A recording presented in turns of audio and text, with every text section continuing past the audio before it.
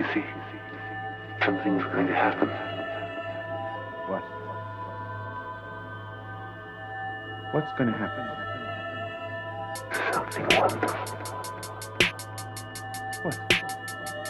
I understand how you feel. You see, it's all very clear to me now. Welcome to the Occult Rejects.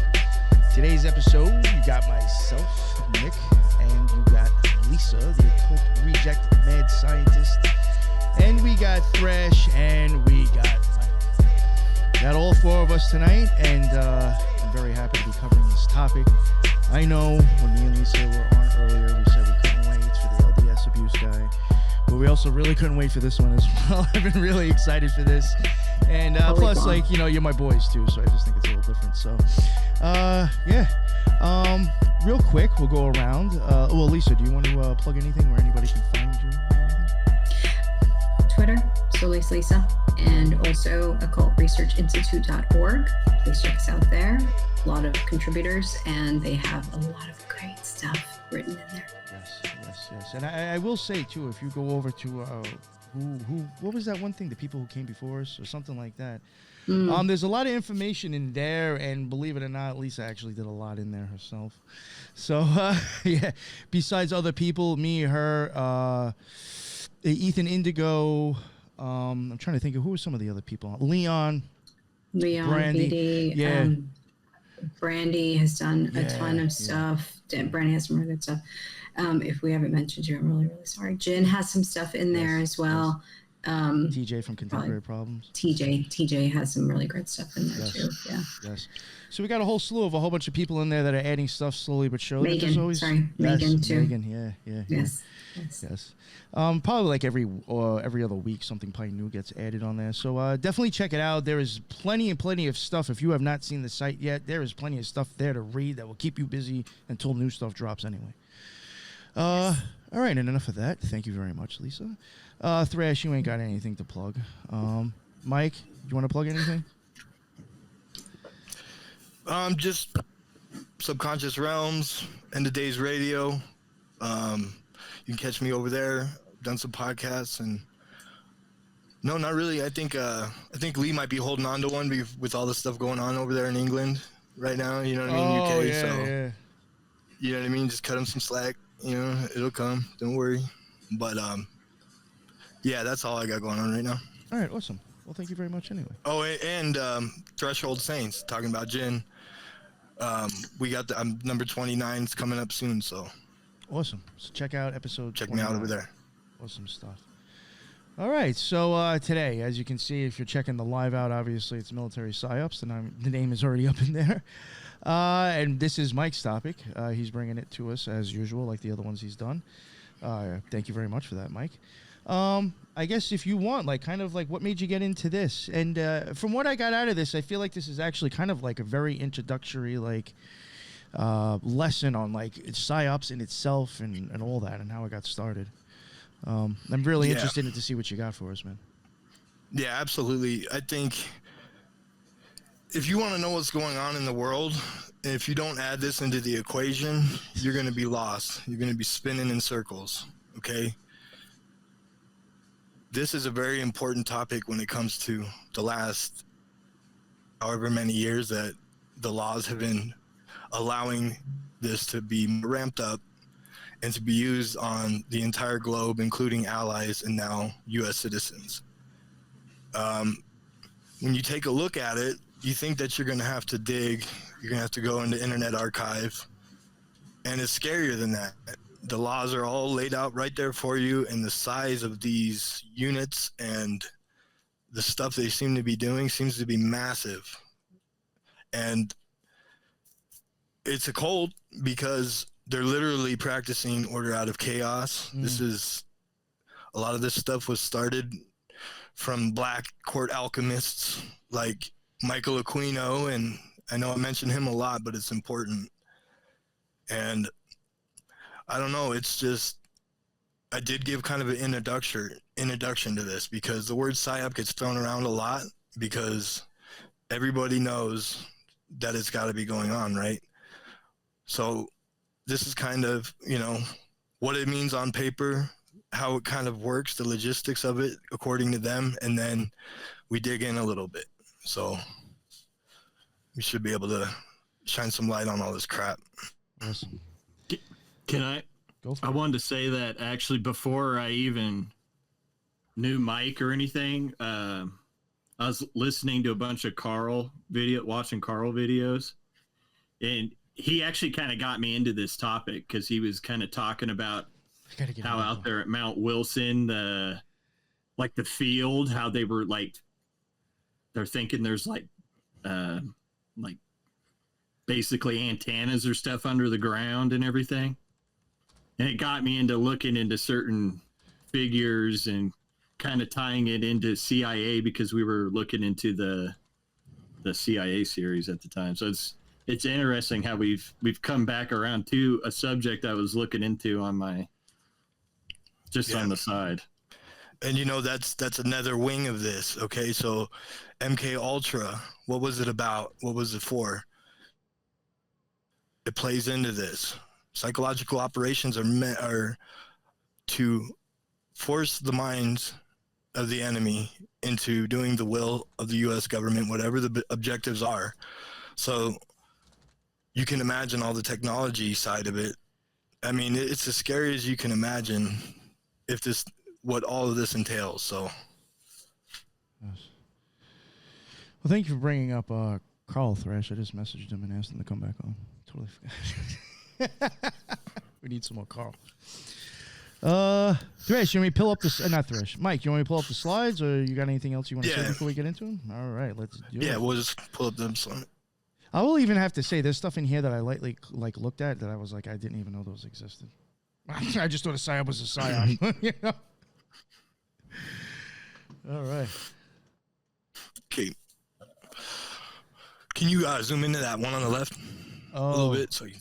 Oh, you know what? I won't be able. If you want, I can read it from here. Oh no. If you can't see it. No, you know what? I'm just gonna blow up my screen. I'll be able to see it. Oh, here awesome. we go. All right, cool. Okay, I got it. So, the purpose of the United States psychological operations is to induce or reinforce behavior perceived to be favorable by the U.S. objectives. Okay, so that's number one. It's whatever is perceived to be favorable by the U.S. objectives. Doesn't necessarily mean for any one thing. So do you trust your government enough to have those objectives meet your morals, Yeah. So they're an important part of the range of diplomatic, informational, military, and economic activities available to the U.S. They can be utilized during both peacetime and conflict. Okay, so it's happening all the time potentially, right? There are three main types: strategic, operational, and tactical. Strategic PSYOP includes informational activities conducted by the U.S. government agencies outside of military arena. It may utilize Department of Defense assets. Operational PSYOP are conducted across a range of military operations, including during peacetime in a defined operational area to promote the effectiveness of joint operation commanders, campaigns, and strategies. Okay, so they have strategic, which is informational, okay, operational is, and then you have tactical, are conducted in the area assigned to a tactical commander across a range of military operations to support the tactical mission against opposing forces. Okay, so that's just the three ways they splice it, and that's a lot of different things that go into PSYOPs and themselves. I mean, that's everything from news to black operations, economic stuff, you name it. So the majority of U.S. military psychological operation units are in the Army. Okay, now this is important. We're going to go into the different colors of the PSYOPs. Okay, so white PSYOP can come from Voice of America or regional radio /TV. Okay, White psyops guys are news. That's information. Now, what makes it a white psyop, though, is it has to come from an official military or government agency, right? So you know this information is coming from them. The CIA, the Central Intelligence Agency, units are apt to have responsibility on strategic level for black and some gray psyop. Okay, white psyop, especially at the strategic level, comes from the Voice of America or United States Information Agency. Okay, and that bottom part's not super important, so I'm not going to read that. You can hit the next slide, Nick. Yeah, go. White side. Okay, so yeah, so this is important. These are the levels of psyops, okay, and kind of responsibility it gets less and less as you go down the colors. So a white psyop is attributable psyop as a source. White is acknowledged as a official statement or act of the U.S. government, or emanates from a source closely associated enough with the U.S. government to reflect an official viewpoint. The information should be true and factual. Should be was key in that. Should be true and factual. It also includes all output identified as coming from U.S. official sources. Okay, so white psyops, we're not really worried about those too much, right? But I can imagine, like, when the CIA guy goes on Joe Rogan, right, and he's telling you how the world is working and how we need to support Ukraine and all that stuff. That's a white psyop. Yeah. I would say that that's a white psyop, right? I think so. Because he's closely associated enough with the U.S. government to reflect as an official viewpoint. So that's, you know what I mean? He's not, he's giving it to you and you know who's giving it to you, right? Yes. So Mike, now we I'd go like into to- a gray psyop. I'd like to interject yeah. real quick. The color white is indicative of emanating all colors out versus black that absorbs all colors, right? And so it's fitting that it would be, you know, like a information news agency type psyop because it's pushing out the information. If we think about light as information or photons as information, it would be an emanating out. That's all. Yeah. Just want to insert that. Thank you. Yeah, and absolutely. I mean, and again, when you go into occultism, you know, half in light, half in darkness. I mean, because this stuff, I mean, chaos magic and black magic, enforcing your will, messing with people's minds. This is black magic. Oh yeah, making Some of it, anybody and making we'll go to anybody shit. making anybody do anything you want them to do. Technically, in my opinion, Yep. is black magic. So Yep. And so, so the gray psyop, source of a gray psyop product is deliberately ambiguous. According to a 2007 State Department, from the historian of the State Department, the true source, U.S. government, is not revealed to the target audience. The activity engaged in plausibility appears to emanate from a non-official American source or an indigenous non-hostile source, or there may be no attribution. Gray information is information whose content is such that the effect will be increased if the hand of the U.S. government and, in some cases, any American participant are not revealed. It is simply means for the U.S.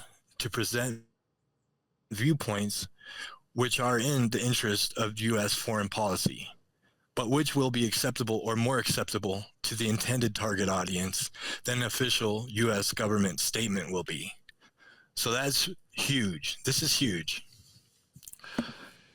This is where they are, okay, so this is limited hangout stuff potentially, right? This is where they're going to try to, the U.S. objectives, which, let's be honest, it's war. It's getting us into war. It's keeping our dollar connected to the oil. I want to ask, It's- ask all of you if you don't mind. Thinking of this, I think maybe, what are your opinions? I would even say the UFO shit. If aliens don't, you know what I'm saying, if they don't exist, 100%, or if they're not actually landing, but they tell us, I would see maybe this even kind of almost a gray psyop, or that it's in the effect already. Yeah. Oh yeah, absolutely. Absolutely. I mean, the UFO topic is a goddamn mess. I mean, and we'll get into that because it's the thing you can prove that they use psyops on. I have a case on here where they put a guy in the hospital. You know, he went absolutely crazy because the stuff was implemented. So, you know what made me think of it Definitely the like UFO that too is that it's not necessarily coming from the news. Like there's stuff that comes from the news, but I feel like it's like these other names that are like known that actually kind of hands out like this is what everybody's gonna believe now. You know what I'm saying? Joe Rogan. Yeah, or just or just like there's plenty of other people in the UFO community. I'm not gonna start rambling off names, but we all know who the shills are. Yeah. And why the UFO thing? And why was it allowed to be used so much? And why did they push it so hard? Well, aerospace is intercontinental ballistics, right? Fighter jets, stealth technology, satellites, right? The most secret stuff, you know, nuclear weapons. These are the things that the government actively uses, disinformation, psyops, to make sure that you don't know the secrets. Yeah. All right, do you want me to move on to the next one? I can't hear Thrash. But Do you want me to move on to the next one? yeah, we can hit the next one. Okay, so now black psyop. This is the scary stuff. This is no accountability connected to whatever they do with this. And all of this stuff, guys, you cannot do information acts on anymore. You used to, but not anymore. And especially the black psyop. So let me just read. The activity engaged in appears to emanate from a source, government, party, group, organization, person, usually hostile in nature. The interest of the U.S. government is concealed, and the U.S. government would deny any responsibility. It is best used in support of strategic plans. Okay, covert psyop is not a function of the U.S. military, but instead is used in special operations due to their potential sensitivity and the need for higher level compartmentalization. Further, black psyop, to be credible, may need to disclose sensitive material with the damage caused by information. Disclosure considered to be outweighed by the impact of successful deception. In order to achieve maximum results and to prevent the compromise of overt psyop, overt and covert operations need to be kept separate. Personnel involved in one must not be engaged in another. So that scares the hell out of me. There's very little accountability, and if one of these things is enacted, everybody has to be left in the dark. Only the very few people will be led to be known what's going on with it. So that scares the shit out of me. One of the things that comes to mind when you're saying all this, how there no information act can be enacted, or how there's no accountability, and there is the whole compartmentalization of when it's talk to each other. That reminds me of whenever everything became privatized, when they started outsourcing contracts to private organizations. And therefore, if, let's just say, a private contractor has a contract with the government but still operates as a private contractor, he doesn't have to disclose anything. Yeah, and you know what? Space Force. Mm-hmm. Okay, so this is another big thing that led me to this. Okay, Space Force is very hard to understand what they're doing. Okay, military is very organized. Okay, that's why I was able to dig into this. One of the great things about our military, it's organized, right? it's hard to find stuff on the Space Force, and we know that they have Thrash found that. He knows somebody that's a private citizen who's sworn into the Space Force. It's all contracted out, and this is not updated for Space Force psychological operations, which we know they're doing. We found patches. So like that chest piece patch, the training patch, that ominous looking figure with the hood on his head by the satellite was psychological operations. That ready to serve patch, that's a black ops. They could be doing anything. So a black op is not necessarily a black psyop. I should mention that. A black operation is you cannot observe anything past it. It's budget secret, right? Everybody in there has high level clearances. But it just makes you, to your point, Lisa, sorry. To your point, absolutely. And that's what the Space Force is doing the worst. No accountability. Everything's privatized. So it's really, and we have a lot of private investigators that are like pretty much intelligence agencies operating. Okay. Mm-hmm. Now all of our, like Northern Grumman, Lockheed Martin out here, Boeing, they'll stick goons on you that are ex-CIA agents, and they work just like them. You know what I mean? And there's no accountability to what those guys do. I mean, and those are the ones that we know of. Yeah, exactly. Are you gonna move on to the next one? No, I got one. May I add something real quick? Sure, yeah, as long as you're here. That was odd as shit, guys. I never had what just happened on my computer. Yeah, that was weird. And I don't know where we're at, so. Oh, sorry. That's what I wanted to add. Thresh, do you ever know where you were? I apologize. I went through the different colors of the Psyops, right? Got you. Okay. Each color shows you accountability and where you know the source is emanating from. So we're into the black Psyops, where there's, and you know, just think about all the stuff in the news, like the scary stories in the news, guys. There's no accountability, or no one could even tell if something like this was responsible for it, right? No, yeah, they don't it's buried, it's done. You don't even have to be told if the news is lying to us. Yeah, and if you don't take all this stuff in, this will set you free. Once you realize this, though, it lets you navigate. But you have to see the news as a chessboard. Everything that they're giving you is another piece.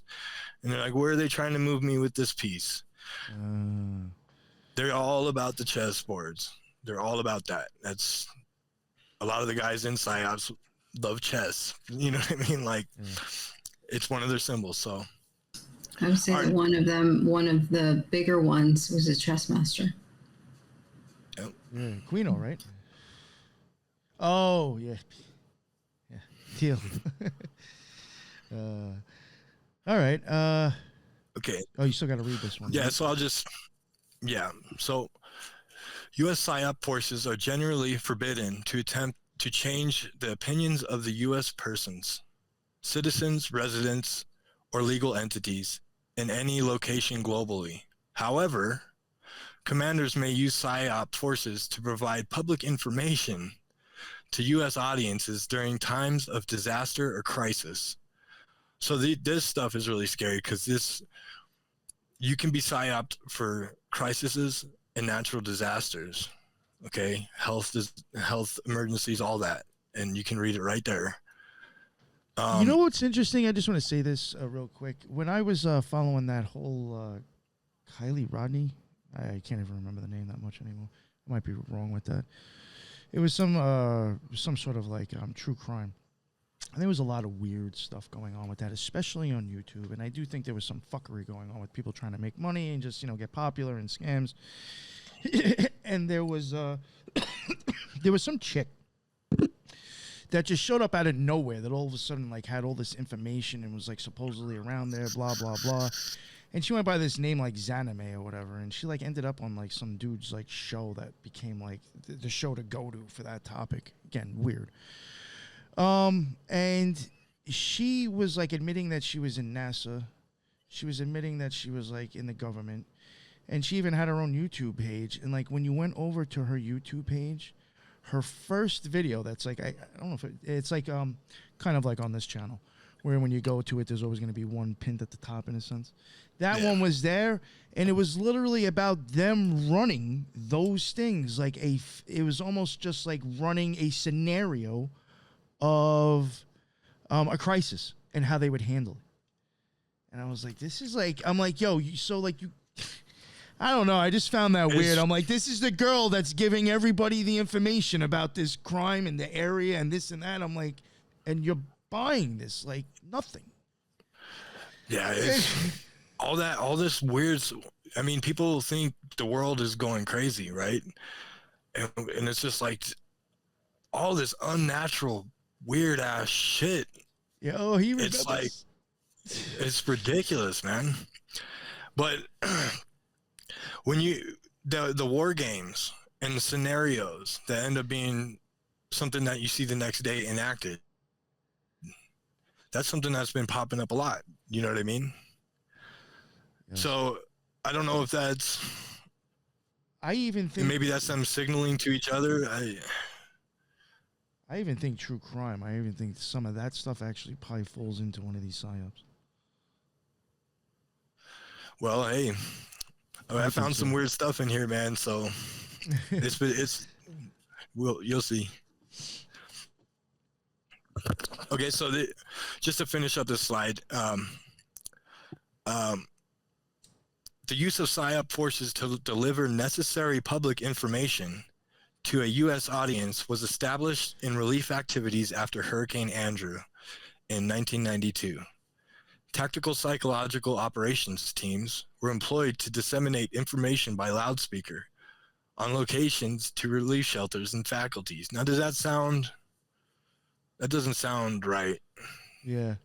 They just needed the PSYOP guys to go down there and tell people what to do on loudspeakers. Yeah. And because of this, the laws have been broken down. So now PSYOP is used on U.S. audiences in natural disasters.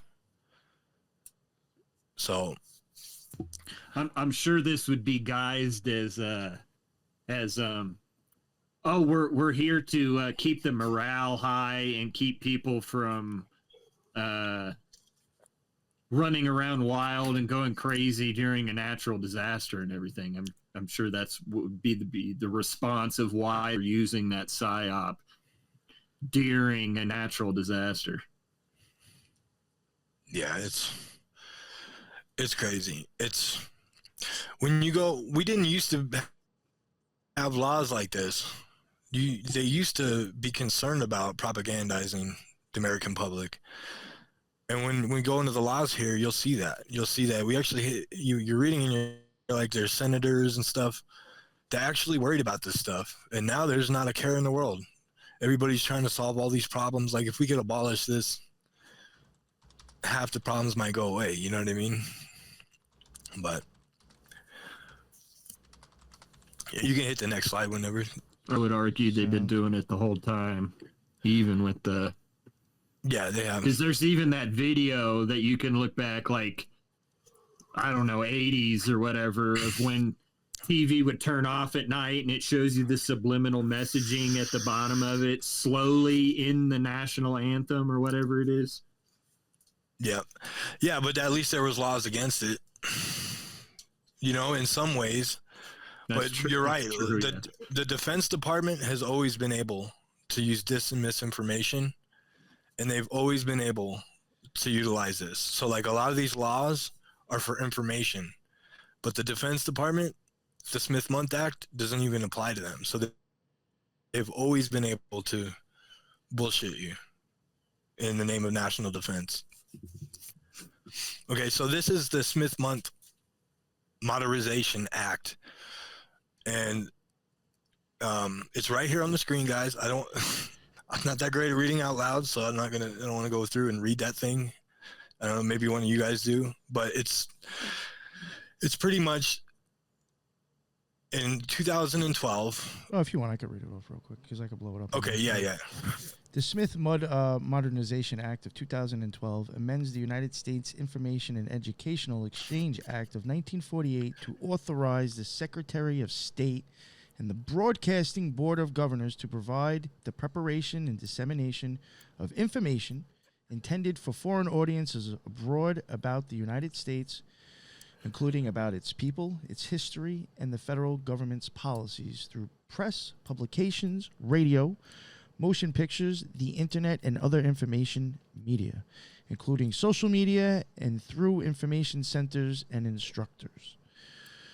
It authorizes the Secretary and the Board to make available in the United States motion pictures, films, video, audio, and other materials prepared for dissemination abroad or disseminated abroad pursuant to such act, the United States International Broadcasting Act of 1994, the Radio Broadcasting to Cuba Act, or the Television Broadcasting to Cuba Act. Whew. It amends the Foreign Relations Authorization Act, fiscal years 1986 and 87, to prohibit funds for the Department of State or the Board from being used to influence public opinion or propagandizing in the United States. Applies such prohibition only to programs carried out pursuant to the United States Information and Education Act of 1948, the United States International Broadcasting Act of 1994, the Radio Broadcasting to Cuba Act, and the Television Broadcasting to Cuba Act. Again. Then to wrap it up, states that such provision shall not prohibit the department or the board from providing information about its operations, policies, programs, or program material, or making such information available to members of the media, public, or Congress. Not be construed to prohibit the department from engaging in any medium of information on a presumption that a U.S. domestic audience may be exposed to program material, and 3, apply only to the department and the board and to no other federal department or agency. There you go. Yeah, thank you for that. Mm-hmm. Yeah, I mean, this is such a perversion. I mean, this is why I think Obama owns Netflix, and they're able to literally, put propaganda to us, the Civil War, all this crap that they put out. And, Obama made quite a lot of money off of that. You know what I mean? Well, wouldn't you say that? How much? I'm sorry. Oh, you're good, Lisa. You're good. That I was going to insert. Wouldn't you say that Clinton set the stage whenever he abolished or amended the SEC, and that I think it was in the late 90s, to where you no longer media is no longer held or their hands held to the fire if it isn't 100% accurate. Oh, yeah. I mean, that's kind of like the stepping stone getting there, right? It's the tiptoe. Right, Yeah. right. Pretty wild to think, huh? It's on all sides, in all ways. Correct. Podcasts and Joe Rogan's and All of it. Wild. Yep. Yeah, and so like that. I mean, that's why this podcast I thought was so important, because when you take a look and you actually look at it all, you're like, you know what I mean? You can actually show this to somebody who doesn't believe in conspiracy. Like, this is the biggest conspiracy out there. Everything potentially that you consume, the government is trying to warp and what are the objectives? The objectives are to get us into war, to keep us in forever wars, everything that they say Russia's trying to do, and, in the sphere of influence, trying to expand the sphere of influence. Right. Okay, making sure our money's tied up with oil. Okay, that's why anything, if you have a car that has better miles to the gallon, you're a dead man. Anything involved in that. Ether technology, right? Why hasn't it come out? Why has it been so bashed? And then they come out and they give you just a piece, just a hope. And then they tell you, no, it's an actor gave you that. And now I'm going to have this scientist come on and tell him, no, you're wrong. Right. right? The Department of Energy is pushing it again. I mean, all you have to do is go back and look at what Tesla was doing. It's not that hard to set these things up, to figure them out. But when your money is tied to oil, like ours is, it's tied to gold, then they can propagandize you that way too, you know? So it's worrisome. It's a true conspiracy. It's a conspiracy against the American people. Well, Yeah. against the American taxpayer. Not so much American people, but Yep. the American taxpayer. Well, even oil's a psyop. That whole thing there's a psyop. The prices and what it really is, all that stuff. I think Yep. so. Everything must be you make metered. something. You make something scarce, and then now there's a demand for it, even though it's. Yep. Yeah. Yep. And that's literally all our money is tied up with. It's Well, it's like the ultimate used to be tied to racketeering, gold. right? It's sanctioned racketeering at the highest level. Yeah, and that's another thing is, so we have a corrupt government right now, right? Corporations are running the show. So you don't think there's foreign influence or corporation influence on this stuff? Like we can't trust it anymore for them to be doing this. I mean, it's madness. And so these are some more of the laws. So this just goes in and shows you how the laws have changed over time. Like, so this changed in 1972 when Senator J. William Fulbright argued that America's international broadcasting should take its rightful place in the graveyard of Cold War relics, as he successfully amended the act to read that any program material shall not be disseminated within the U.S.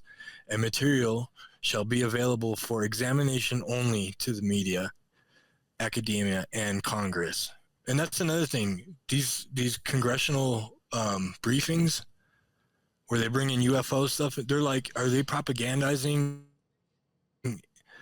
people that we elect in there? Now that's even bigger of a conspiracy. You know what I mean?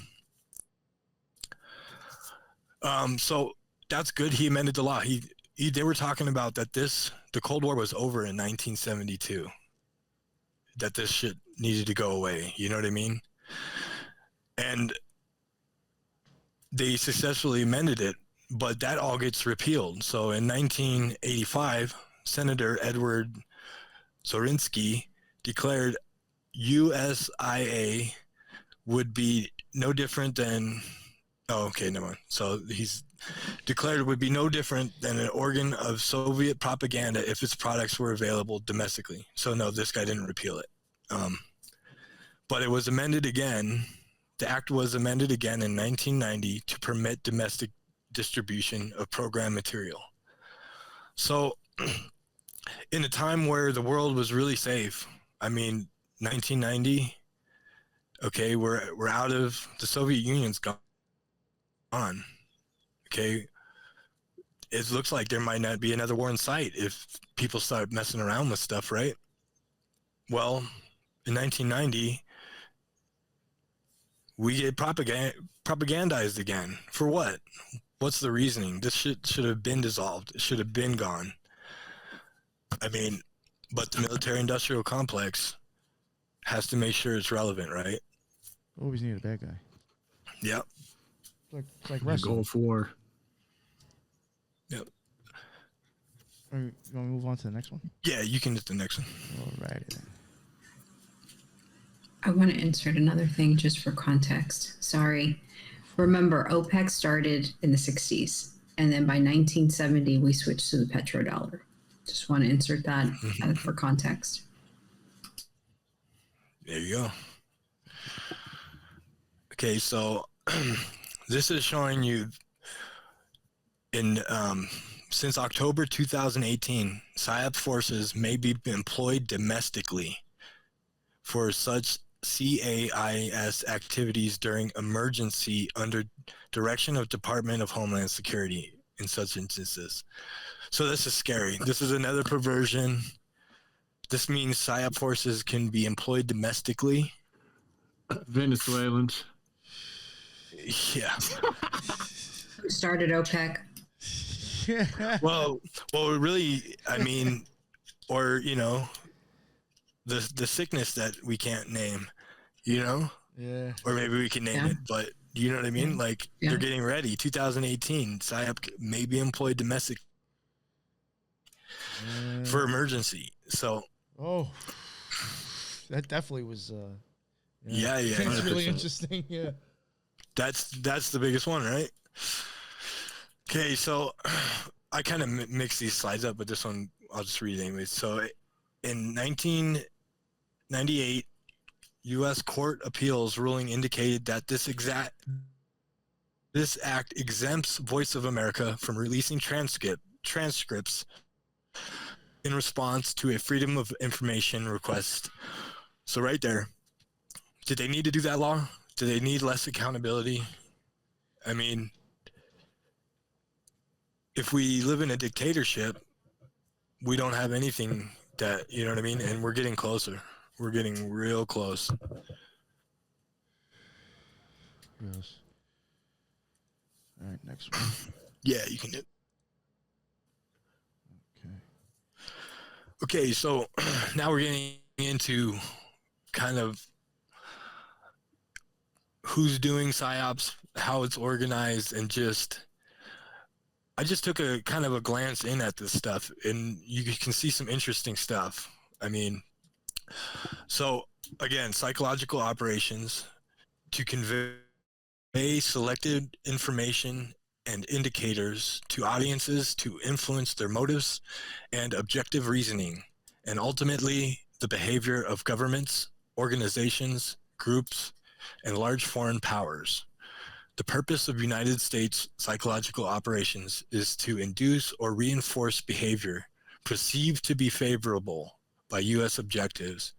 They're an important part of the range of diplomatic, informational, military, and economic activities available to the U.S. They can be used during both peacetime and conflict. Okay, so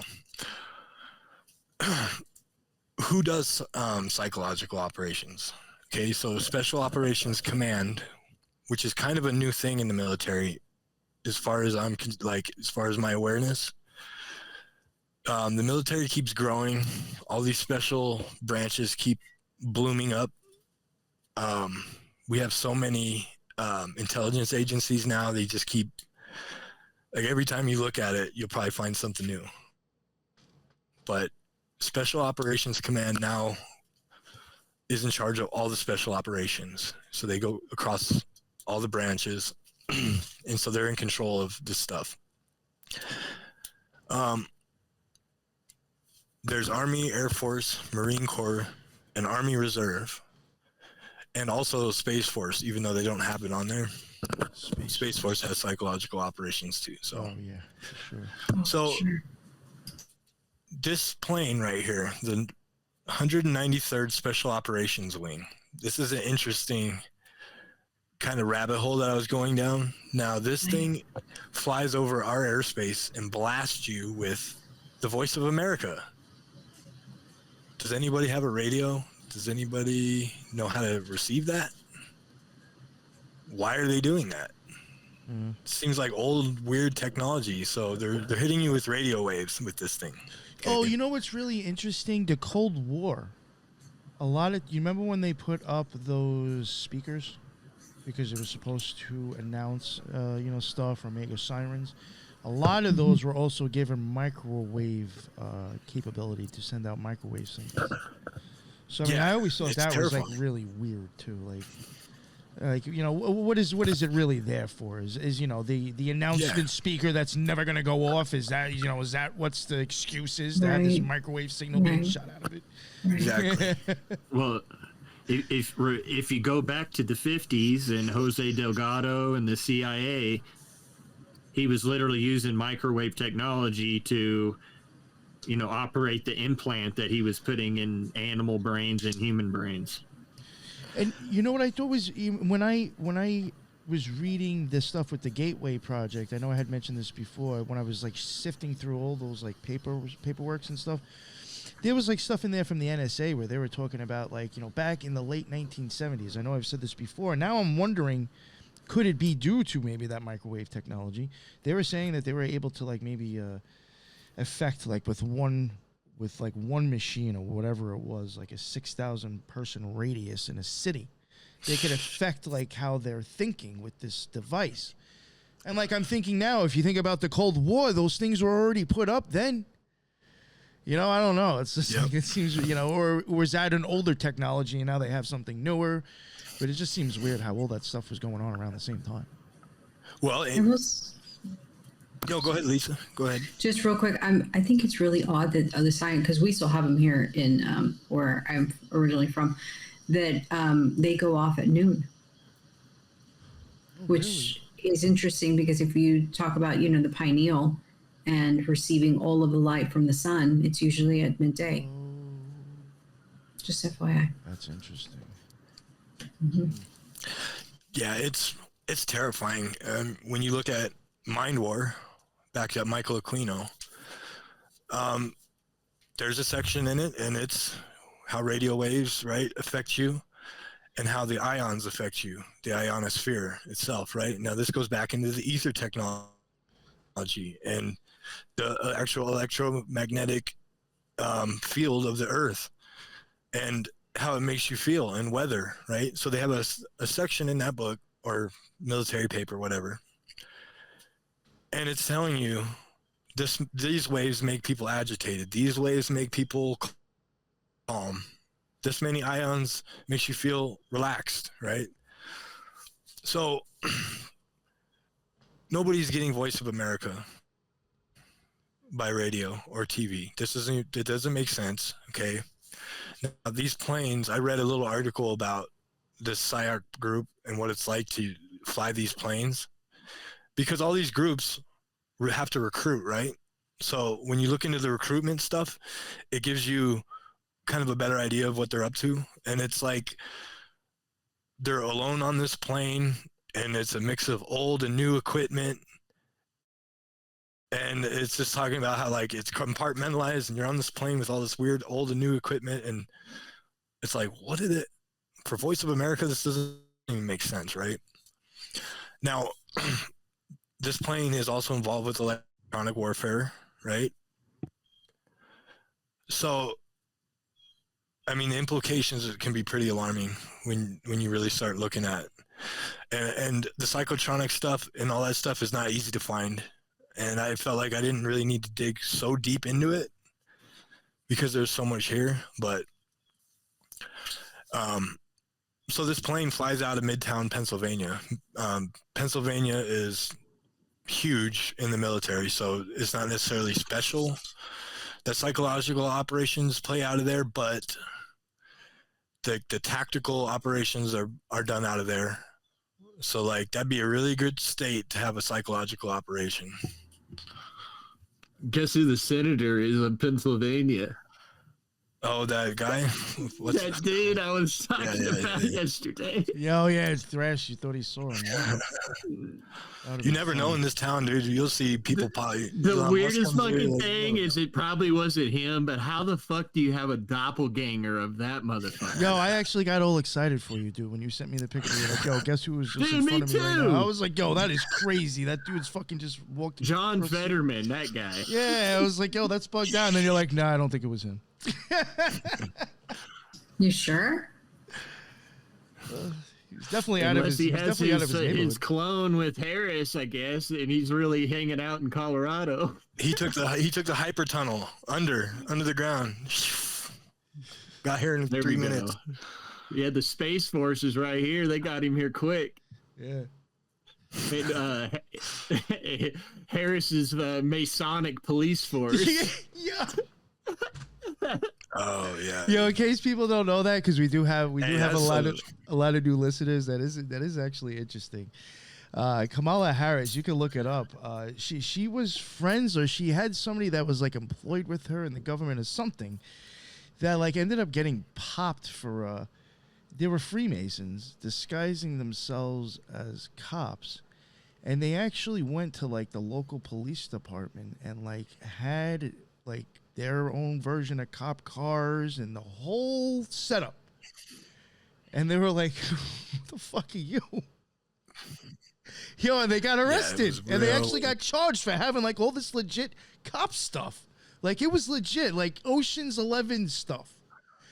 You know, and it just makes you wonder, like, you know, what the hell's going on? It makes you wonder with George Floyd. Was that Ocean's 11? Yeah, there was so much more to that story with those guys. They were up to something, man.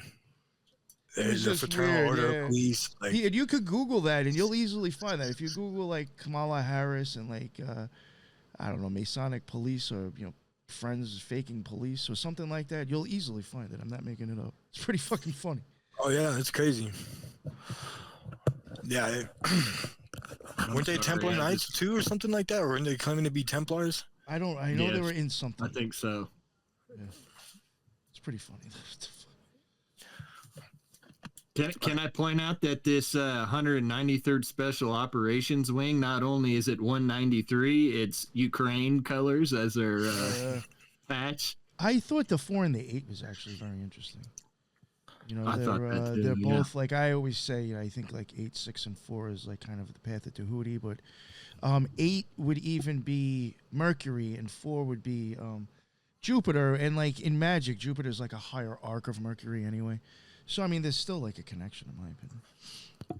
Well, and then something I thought about that kind of connects to something I thought a day or two ago when I was driving around. I saw a guy with like an Army Reserve like license plate thing or something. And I was saying he's like really old.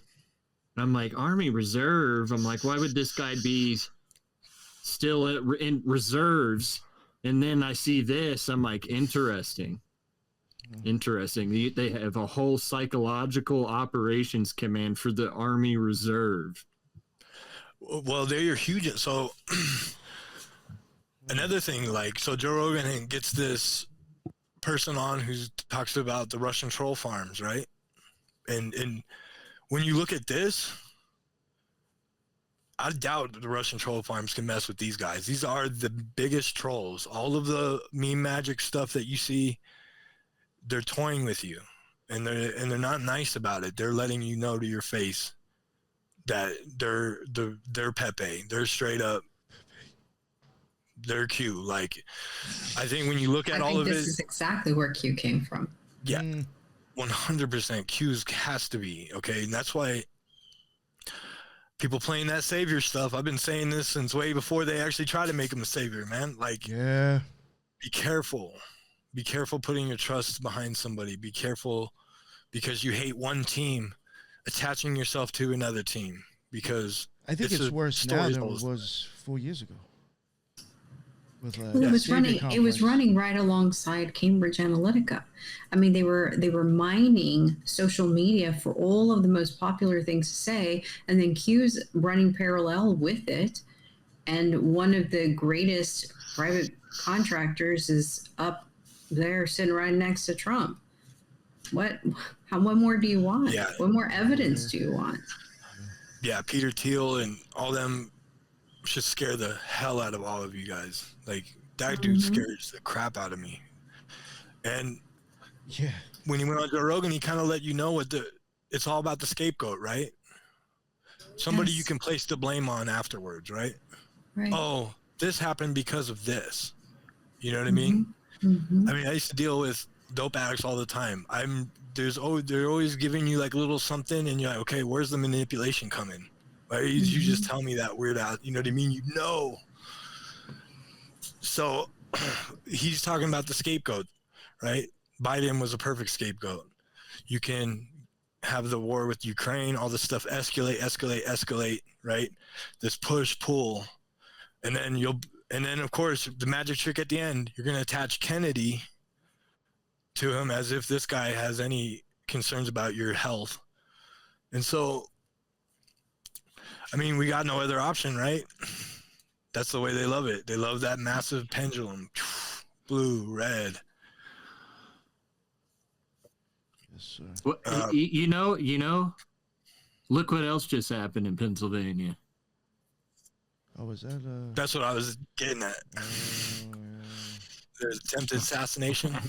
Yeah. Okay, that happened right Oh, jeez. a few towns away from Midtown. So that's what I was I kind of was getting wondering at. the distance. Military's the only way. Yeah. Like And saying so that shit. what would be the reasoning behind a stunt like that? Okay, it's that same old thing. There's bad guys on this side. He is the outcast. He's not with them. Support him, you know what I mean? Like, he's the hero, and then he's brave. You can follow him into war, Phoenix Rising. right? He's a manufactured savior, Yeah. astroturfed, gonna take us into the promised land. Yeah, and I mean, Peter Thiel, he's gonna, with all those injecting people and messing with people's DNA, and when you hear that dude talk, he's not a normal person like us. Like, that dude, it seemed like he was out there, man. Like, I got a very bad feeling about that guy. Yes. All right, you want me to move on? Yeah, you can hit I that. do find that 193 interesting. Just wait before we move on. Okay, so Butler, Pennsylvania to Middletown, Pennsylvania, right now is 3 hours and 33 minutes away. It's 234 miles. No way. Right as we speak. Wow. On Highway 70. And so, and another thing about that, so if you really think there was that many breaches of security, all that stuff, and however you want to look at it, Pennsylvania is where they train all military force. I think Donald Trump went to military school there, right?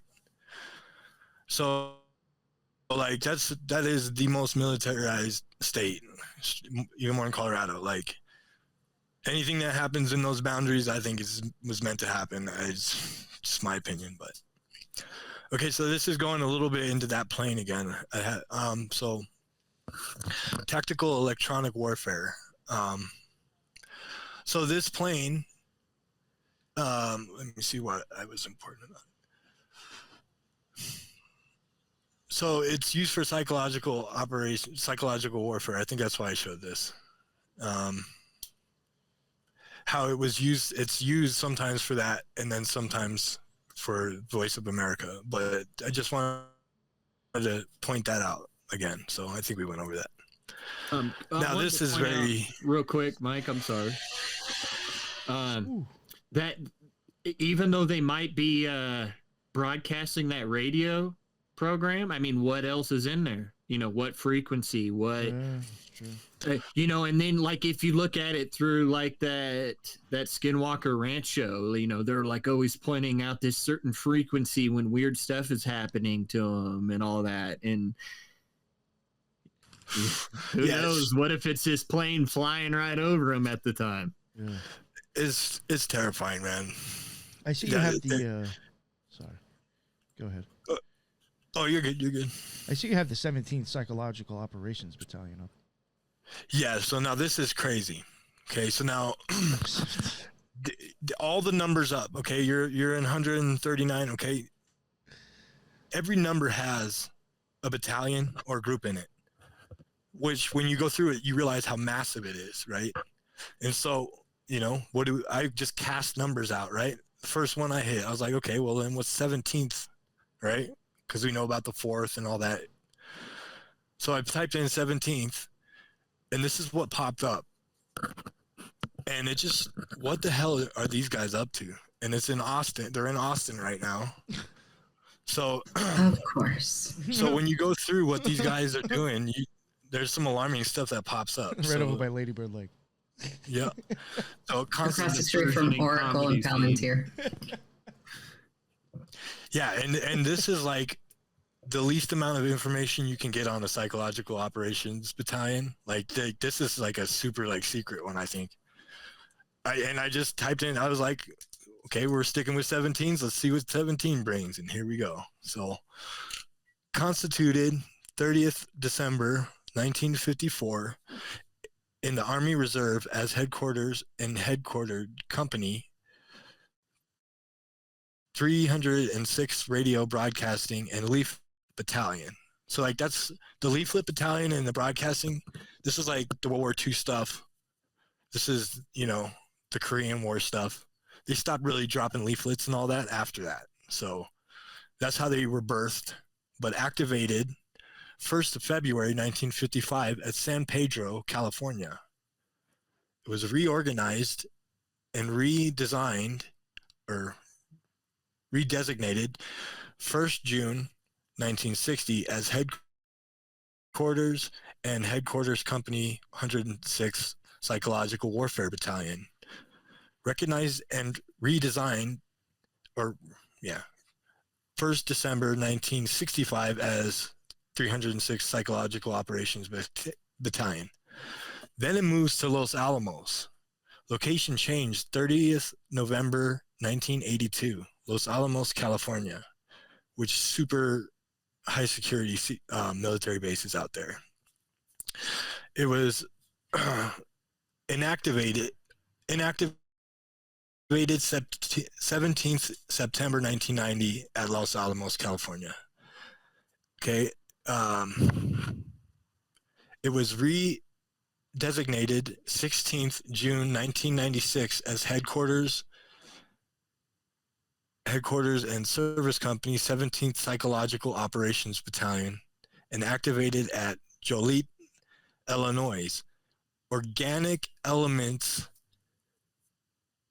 was this a concurrently constituted and activated. Now, what does that mean?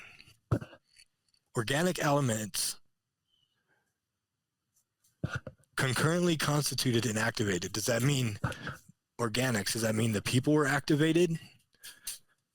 You know what I mean? Like, what a very odd little piece there. Yeah, you might actually want to repeat that when Lisa gets back. Okay. Yeah, because it is actually kind of interesting. Element ordered to active military service 4th August 2005 at Joliet, Illinois. Released from active military service 10th November 2006 and reverted to reserve status. Okay, so then location changes in June 2008 to Austin, Texas. Element ordered into active military service in March 2010 at Austin, Texas. Released from active military service April 2011 and reverted to reserve status. And then additional elements ordered into active military service for the war on terrorism. So it's back running for the war on terrorism, and that's all you get. So it was just a weird little, psychological operation battalion that I found. And when you look at their activity, it's just like, what are they up to? They're a super secret Los Alamos, right? And then they go to Illinois for a little bit, and then they're running in Austin, Texas. So it says Los Alamos, does or it say is that? it Los Alamitos? I can't gotcha. see it very well. You're right. All right, so never mind. You're right. You're 100% right. What's interesting is that you have some of these big tech private contractors that were in California, and all of a sudden they just up and moved to Austin. A little bit of synchronicity. My boss and his whole family are from around Los Alamitos. Like, they grew up around that whole area. Thank you for catching that, because I messed that one up. Well, the only reason why I was is because Colonel John Alexander was at Alamo, so I was trying to. I was like, "Oh, whoa, there's a connection there," but there's probably still a connection. Lisa, do you think you have some insight on this? So it's just thank you, Mike. Some weird stuff that they were doing. So these people. Here, let me just read this part. Yeah, it was just like a phrase. Organic elements. Yeah, organic elements concurrently constituted and activated. What does that actually mean? What the hell does that mean? That's interesting. Right? To me, I'm just guessing something that they mine, something that they utilize as rechargeable. Immediately, the thing that I think of is lithium, or it could be something much more organic, such as a human body. Or does it mean throwing in people? You know what I mean? Like if you have like a group of 10 people, you throw in 2. Now you threw in your organic. Does that you see what I'm getting at? Yes. Okay. See, I was getting real stoned. I was like, that's where they activate their chimeric dogmen and send them into battle. No. Well, I mean, that's been that. It's not a person; it's an organic. Yeah. Well, if you modify a person's DNA, they no longer naturally occur in nature, and now they can be patented. I think that was one of the objectives with alterations of DNA, however they wanted to do it, through gene therapy or what have you. One of the other things that comes to mind, since it is Austin, and we've done extensive, research on it. Yes. This is just my theory, but I have always believed that some of these victims that are being thrown in the river potentially are test subjects. Mm-hmm. And by big tech, and big tech in term, not just big tech, like an Apple phone. We're talking about big tech with software that is filed under the government private contracting systems. And so, go ahead. Oh, you're good, Lisa. Well, I was just gonna say, didn't one of them just beat cancer? And didn't they find a lot of them drain the blood? So that's where I go with it. I'm like, they want to find a cure for cancer, like, and they're really curious about certain genetic lines, and I think for sure with some of them. Well, and I think also, I don't know, this give you a little teaser. Nick and I have been working on something, but say for instance, you have a product and you want to sell that product, right? You want to make sure that product works, doesn't it? So if you have, let's say, for instance, software that's pre-crime, you have to show that it works, don't you, to your client? Yeah. You have to ensure that it's going to work, right? In order to sell it. So what do? You set it all up in order to market it and make sure it does work. Yeah. And so if you have pre-crime, well, I mean, it's anybody's guess, right? The crime has to be committed.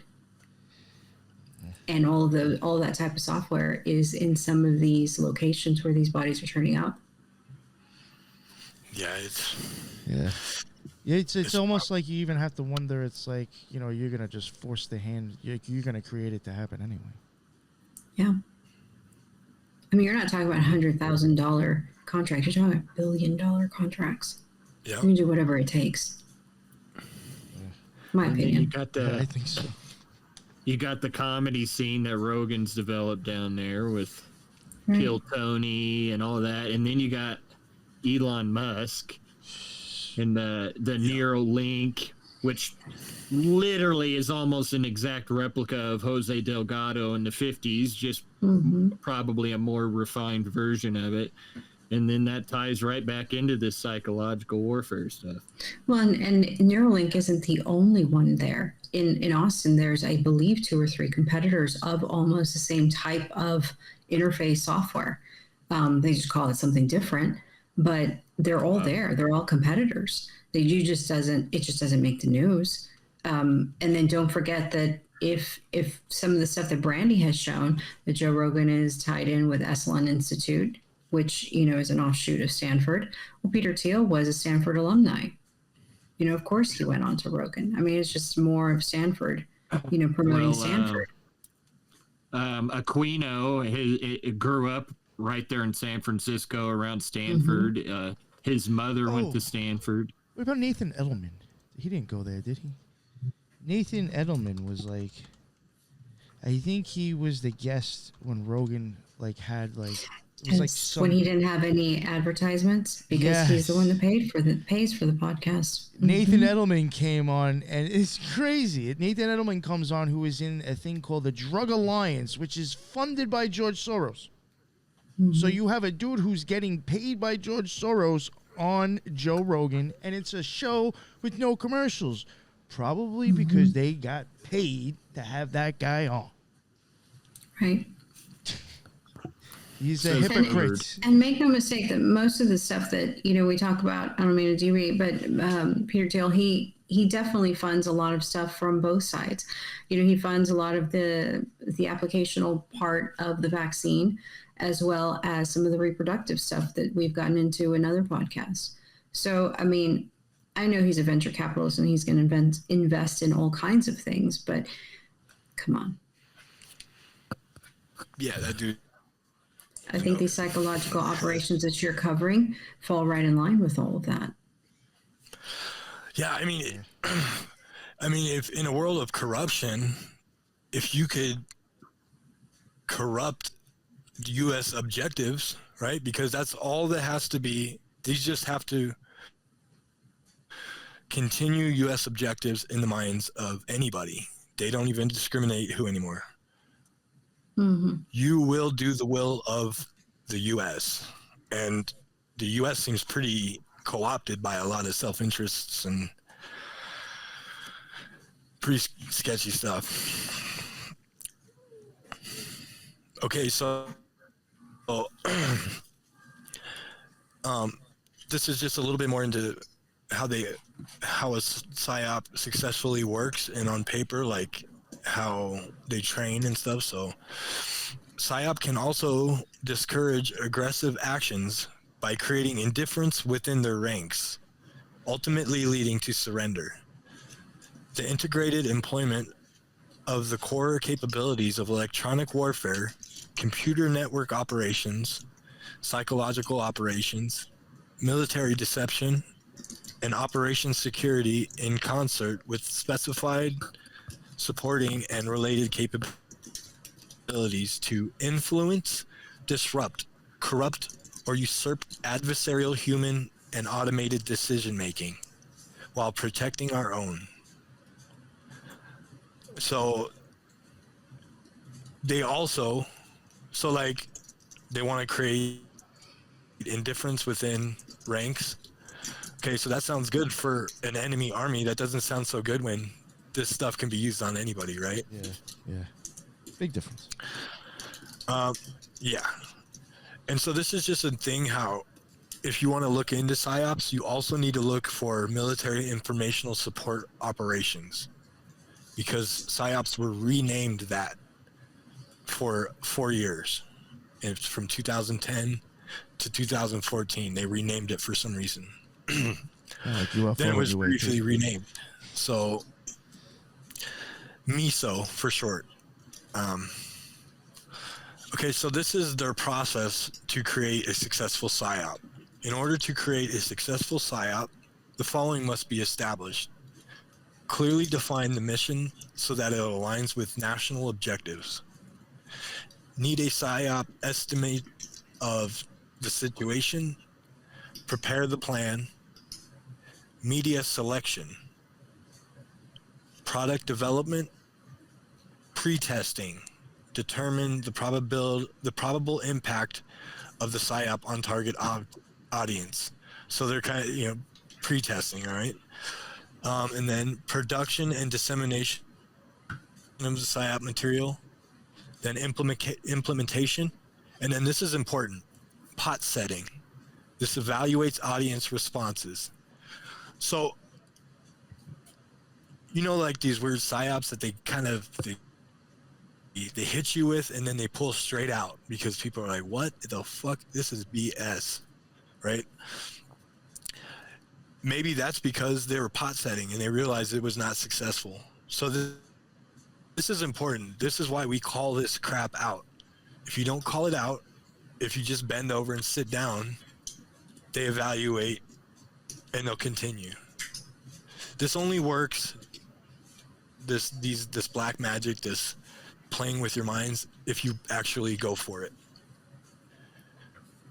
if you let it sway your mind. So pot setting is important. That means push back so that they don't, you know what I mean? Because they're evaluating to see if you believe it or not. That's really important to them, right? Yes. Let me go on to the next one, sir. Yeah.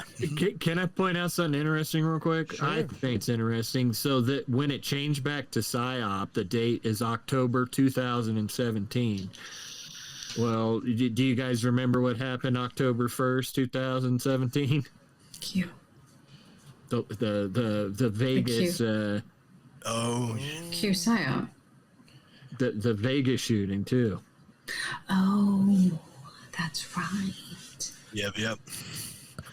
Yeah, and Harvest Festival. that's one of those things where I think they pot set. That didn't work at all. There was too many, you know what I mean? They pulled straight out of that story and never spoke about it again. That's true. And you know what? Events like that started happening less and less. That's why you call it out when you see it, because for them to be pulling that kind of crap off just cannot fly. You know what I mean?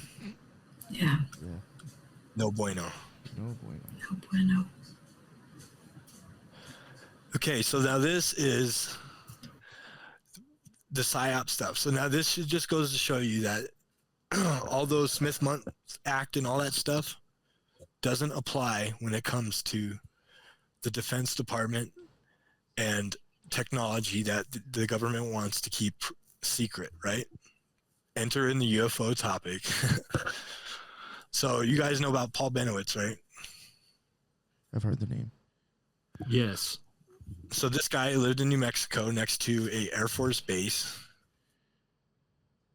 and he started seeing stuff in the sky. Now, Dash, are you familiar with this story? Who?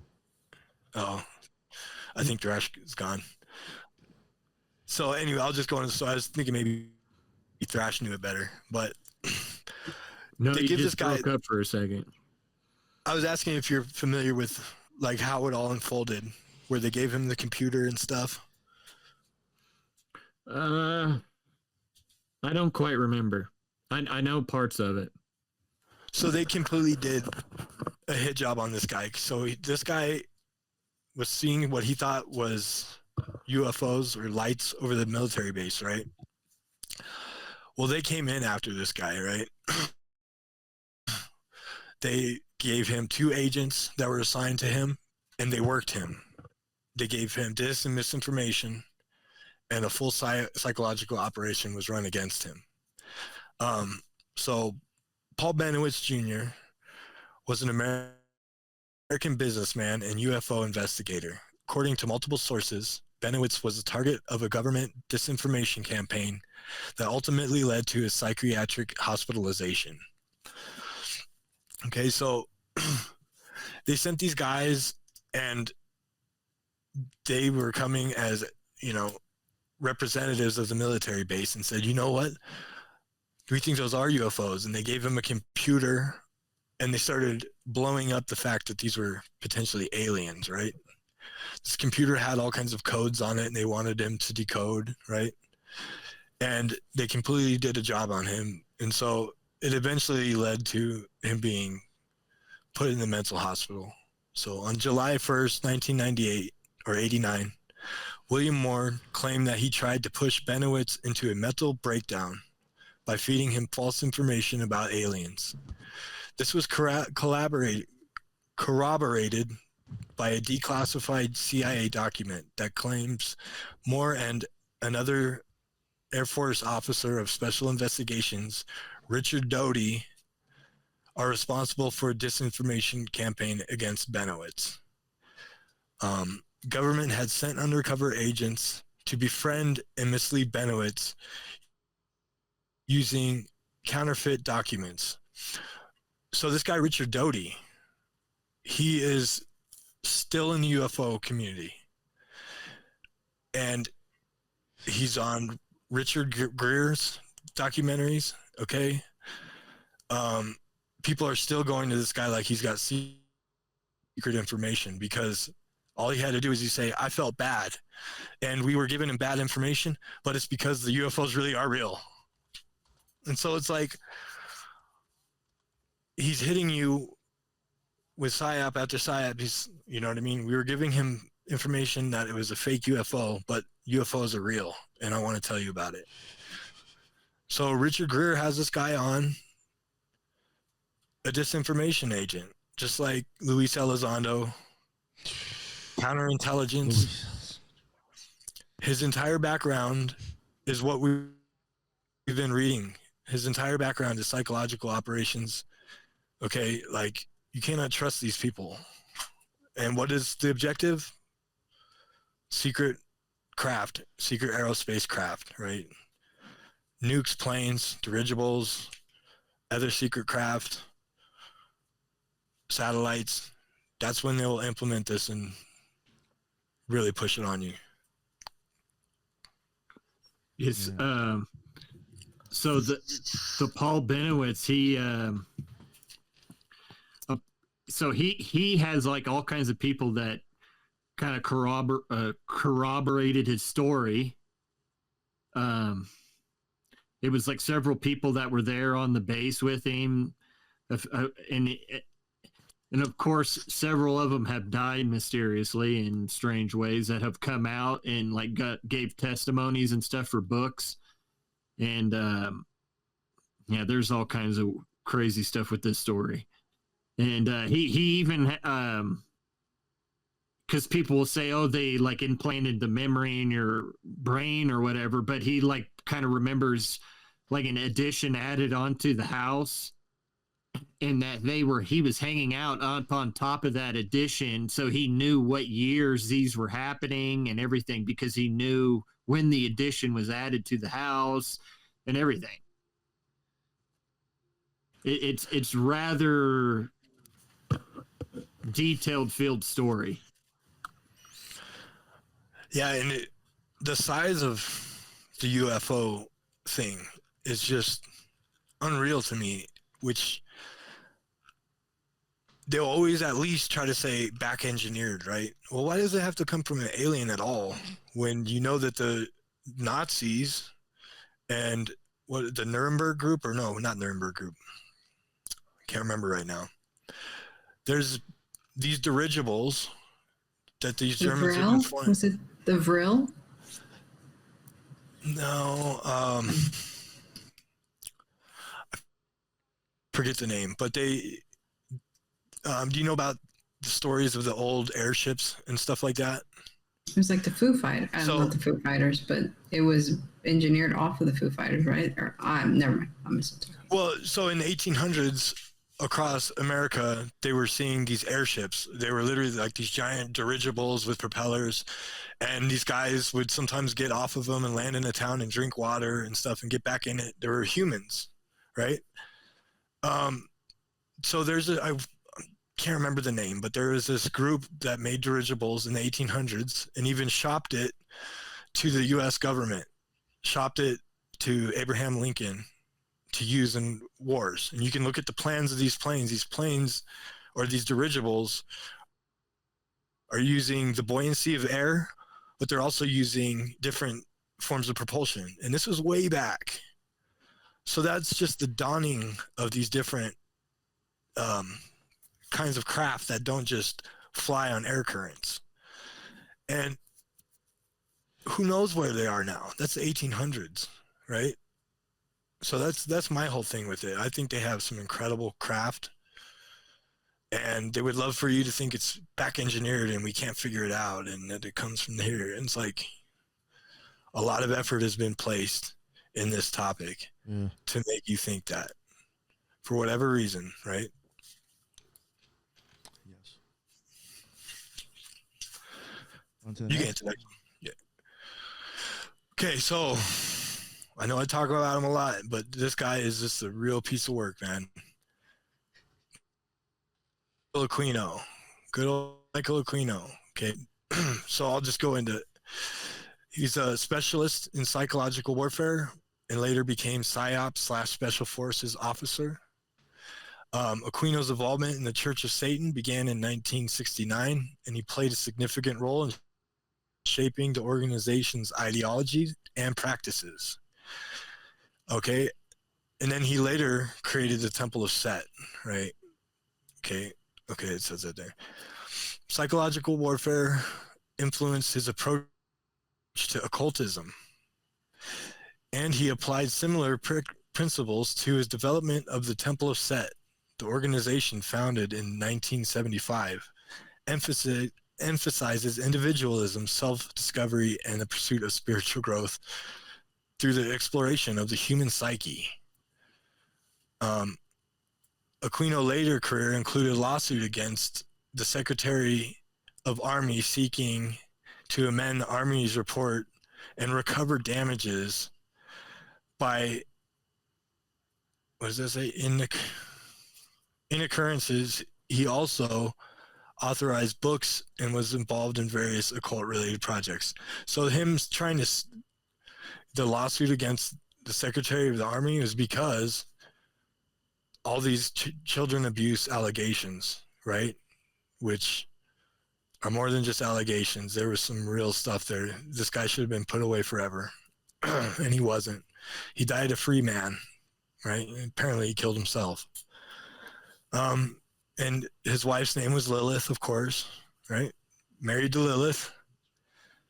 And Thrash, I know you got a bunch on this dude. I mean, this guy. Well, I wanted to point out actually that, okay, so while he basically started when he was with the Church of Satan and everything, he wrote basically all the rituals and all the books and everything for the Church of Satan.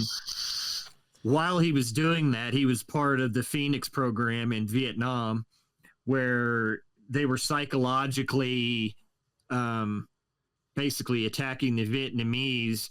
And there's a famous tape that they would play on soldiers' backpacks that was in the Vietnamese language. It was supposed to be of spirits or ghosts talking to the Vietnamese, basically to convince them to move south, which caused all kinds of conflict and war because North Vietnam and South Vietnam, they had different religious beliefs.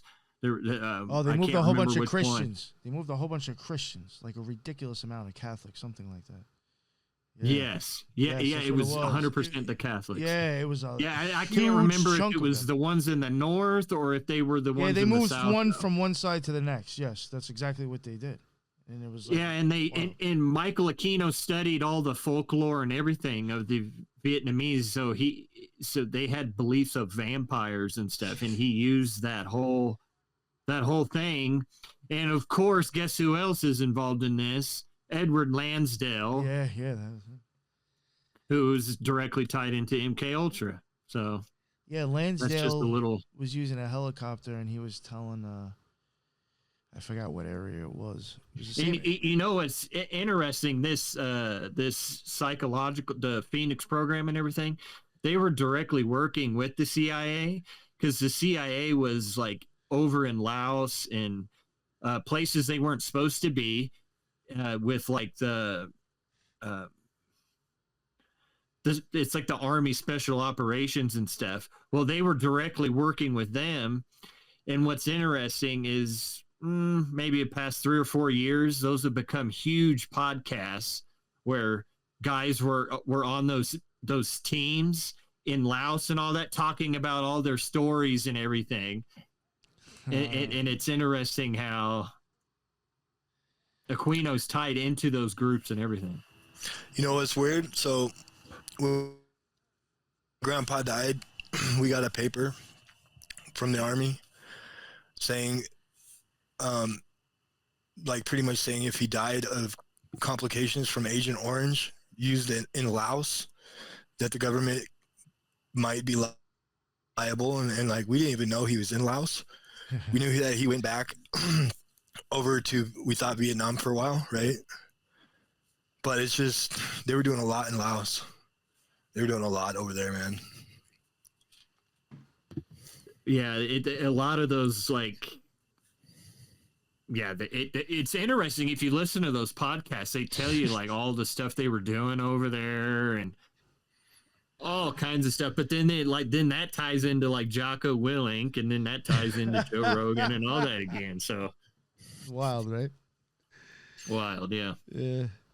Interesting spider web. On to the next. Well, and I will say this. So at that time, at least, right? You have the killing fields in Cambodia, right? You have the Maoist revolution. There was an actual enemy that was terrifying out there, right? That's how all this stuff started, was to make sure that American values win and communist does not take over. I mean, when you look at the Bolshevik revolution and stuff, communism is terrifying. But the world's a different place now. There's no need for all of this shit, if you ask me. You know what I mean? It's wild. Well, when me and Nick did MK So Ultra, the communism was used as an excuse to do all kinds of stuff to everybody. For sure. Yeah. Kind of like Christianity. Exactly. One thing I wanted to interject, in Austin, you have two former high priests of Temple of Set living in Austin. Yeah. And there used to be a temple out there too at one point. Yeah, there used to be a temple out there, which I find very odd. There's actually a lot of like lodges and temples. That's why Austin. But So there's this guy, the Duncan Trussell show. Do you know who Duncan Trussell is? He's on with Joe Rogan. He's a comedian. Straight Satanist stuff, tons of occultism. Oh, he's hanging around with all the wrong people, man. He's done Aleister Crowley poses. I don't know if people notice that, but he has. Yeah, he's no good, man. And I'm just saying. So he had some guy who's just moved to Austin who has this magical school. And I'm listening to this guy talk, and it just I got weird vibes off this dude, and he's teaching an occult school down there. So I'll look into that. But yeah, he had just moved down there and was setting up shop, and like interesting. Some left-hand occultist dude, like. So well, you have also that scientist from UT that comes out on Ancient Aliens. He's a blonde head guy. Can't remember his name. Anyway. Oh, William Henry. I don't remember. William Henry's an occultist. That dude's a straight up occultist. And this, I think, is no, we got the patches to look at. Okay, so this right here, guys. Now, this is hard to read. I tried to read it on the Denver one. He purposely made this paper hard to read, okay? But just so you can see right there, the atmospheric electromagnetic atmospheric electromagnetic activity. See, I'm not even trying it. This shows you how low to high frequencies will affect the mind, and they have a range, right? How the ionization ranges affect the mind, right? And this also says it is now possible to create these effects, right? So just so you see it right here with these planes flying around and stuff, what Nikola Tesla's dream could be turned into the worst perversion of your you can imagine. And good old Michael Aquino's laying it out right here. The ELF waves, the ELF waves, okay? He's showing you how it's affecting people, okay? So they know how to do it. They know what affects you. And I'm sure if you dug in, you could find proof of them doing it. So I just thought I'd put this here. And just keep in mind that this is a Satanist. This is a person who hates humanity and who abused children who set that up. So now the patches are crazy as hell. They're putting it in your face and they're trolling, and their phrases are dark. Like, so you just been fucked by Psyops because physical wounds heal.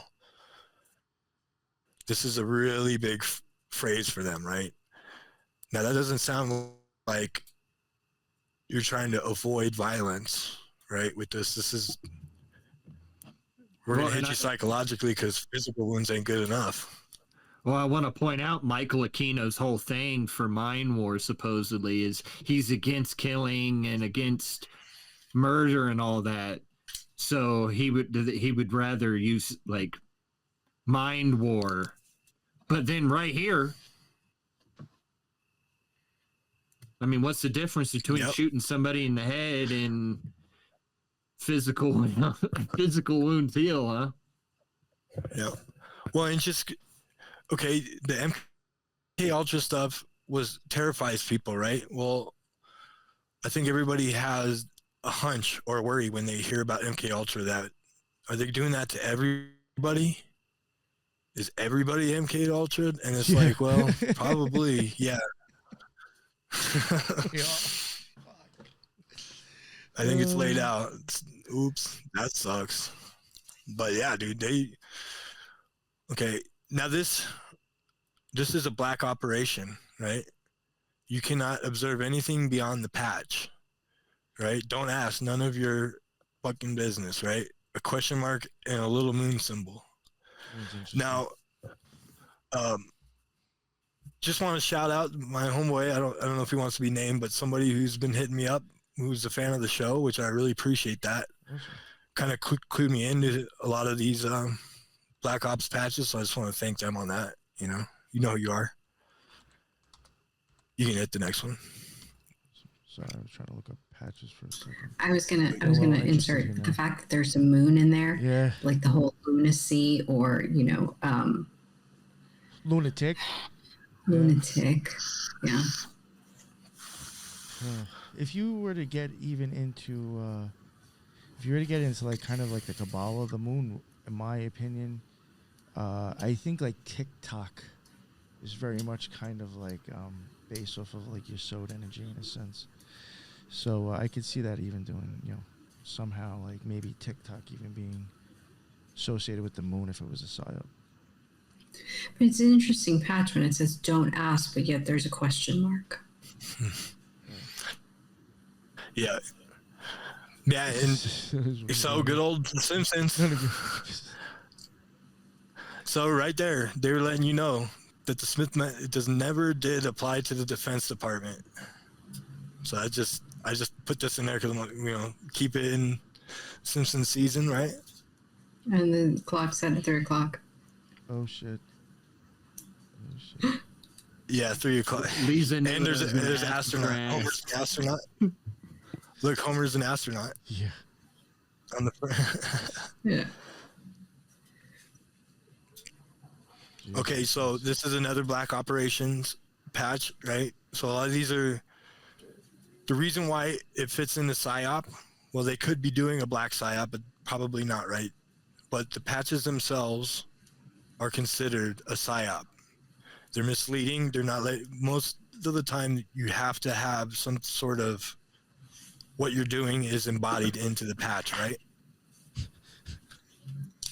So the black projects are able to PSYOP you with their patches, right? So this in Latin means I could tell you, but I'd have to kill you.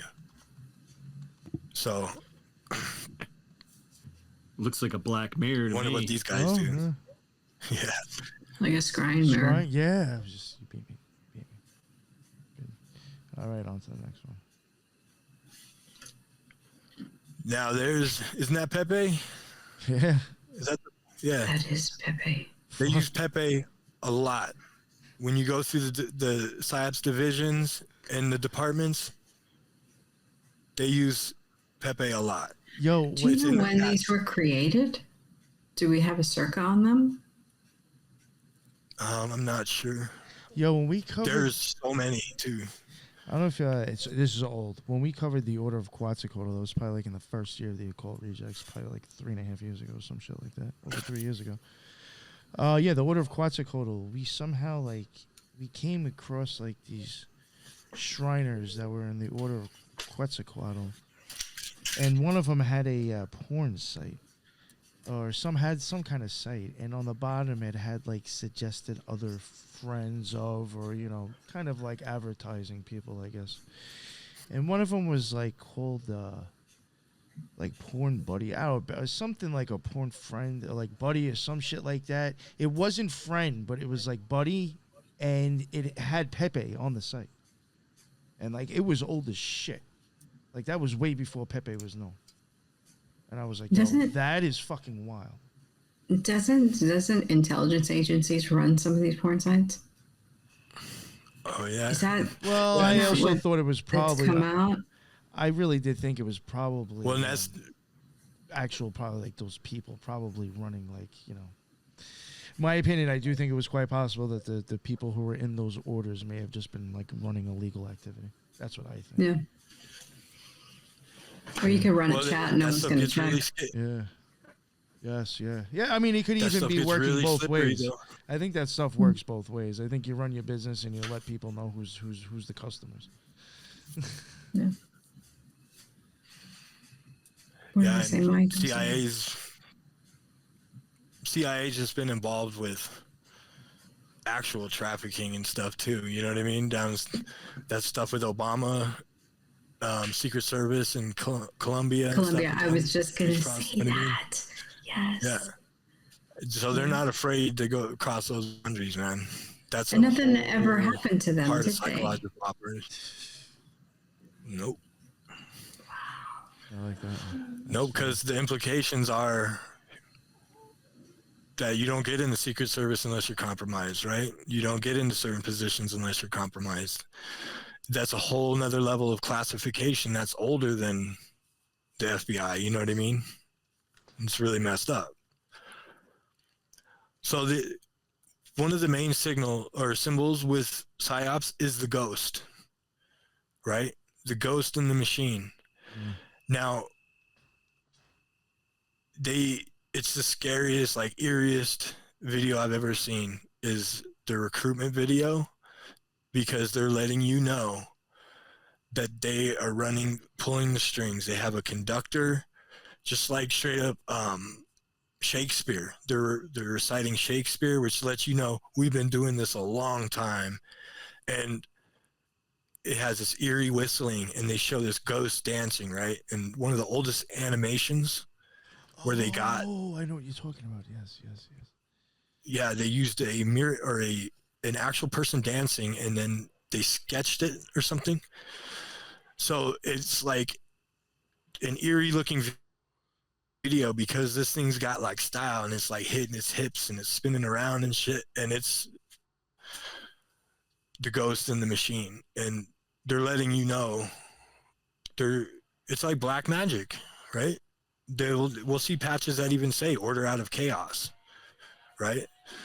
And I mean, you look around at all the mental illness, you know what I mean, going around, like, well, if you can't get a bearings of what's the truth in life, you know, how easy is it to slip off the edge? I mean, this shit is crazy.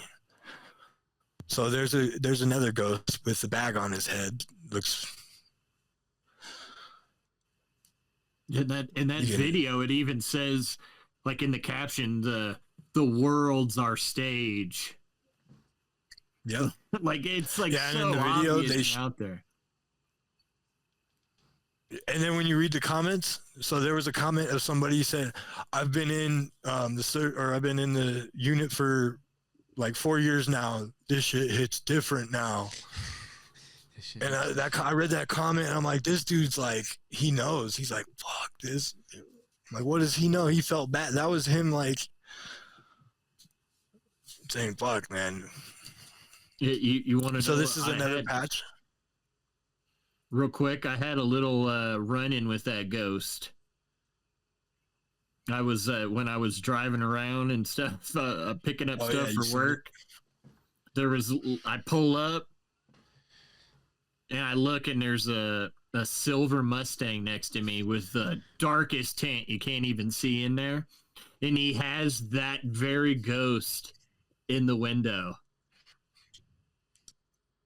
So I gave him a dirty ass look, and I fucking went in the store and bought some shit, and then he was gone. But I found it interesting that of all ghosts, he had that very ghost as the sticker on the car. Well, the NRO, I think that, am I saying that right? The NRO's here, And like David Grush, he's stationed here, which tell me that's not a freaking psyop, right? The guy who comes out and says he's one of the UFO whistleblower guys. Oh yeah. He's stationed out here, so like they're definitely running psyops out of here. Like Another guy They has have to been be. on Rogan. And who's that? Yep. And Joe Rogan's wife's, right? Okay.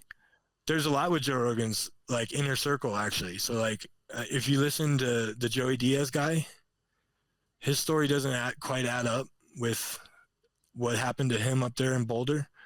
And then he goes into talking about it, how he knew his girlfriend, boyfriend worked in the army and wrote him this letter that got him out of prison. And because the prison he talks about going to is Camp George West. That's a minimum security prison. Like it doesn't, he said he robbed somebody with a machine gun. And then these two guys get stuck together and it's like, they have connections out here. Like his wife is, from here and is affiliated with Listen, the I military somehow. I could be wrong, but like with federal prison, I do not think if you rob somebody with a gun, you're gonna get a camp. Hell no. I'm sorry, I don't think that's. I could have gotten into a camp with whatever. There was issues, so I knew like what things could stop you from being in one or not. And I'm almost positive, like violent crimes, odds are you weren't getting a camp. Hell yeah. I went in for drug crimes. And I drugs, got medium, sure. but that's it's gonna because be I mostly had all drug fights in people the there. county jail and write-ups. Yeah, so you're gonna have to go in at a certain level, and you're gonna have to work your way down to that. Like the whole story was really weird. How he got this letter from the Air Force official that his girlfriend was with. I'm like, wait, what? It's very odd. And Joe Rogan would come out here and lived in Colorado for a while, right? And then he was always in the Springs because his wife's family's out here. So it's very bizarre. So this is just showing you their patches, just showing you the exploiters, right?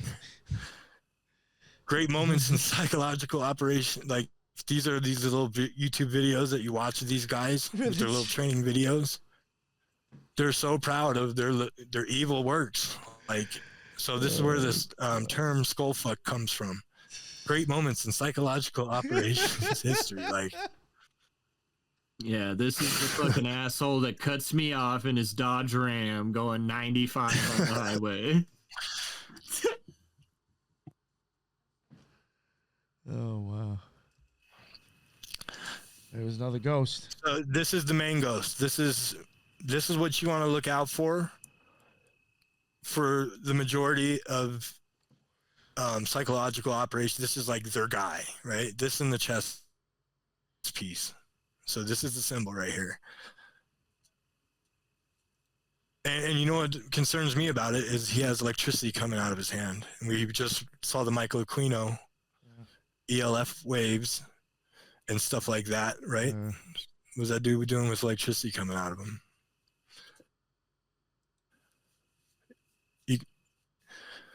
Win the mind, win the day. And you got this Zelda Triforce right there, you know what I mean? Fire pouring out of it. There's a lot of stuff going on here. Oh, it's interesting. Thank you. I will say that it's interesting that they, on the previous patch and then on this one, that they indicate to show lightning as red and not as yellow. And I believe red lightning is like sprites.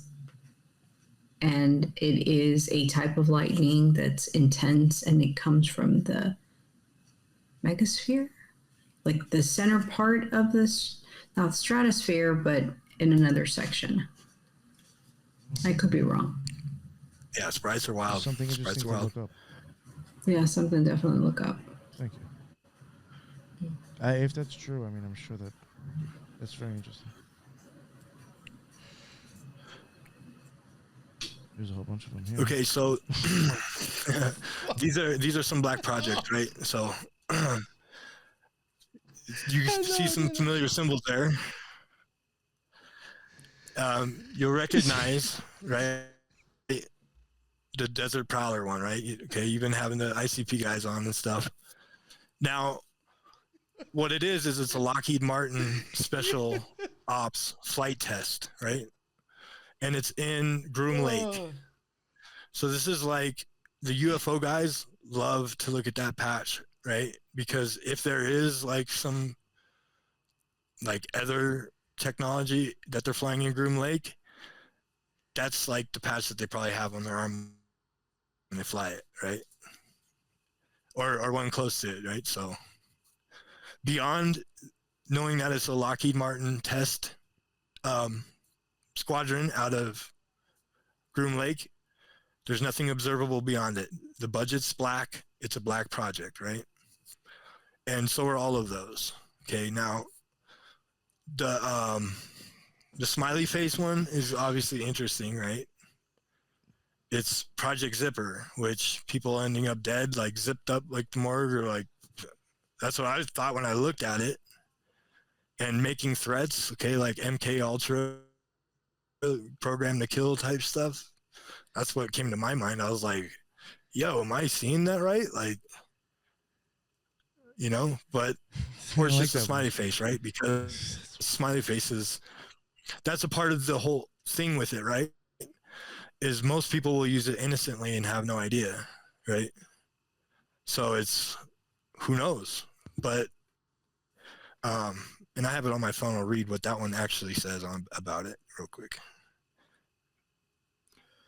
It's interesting that last one has like a mushroom on it.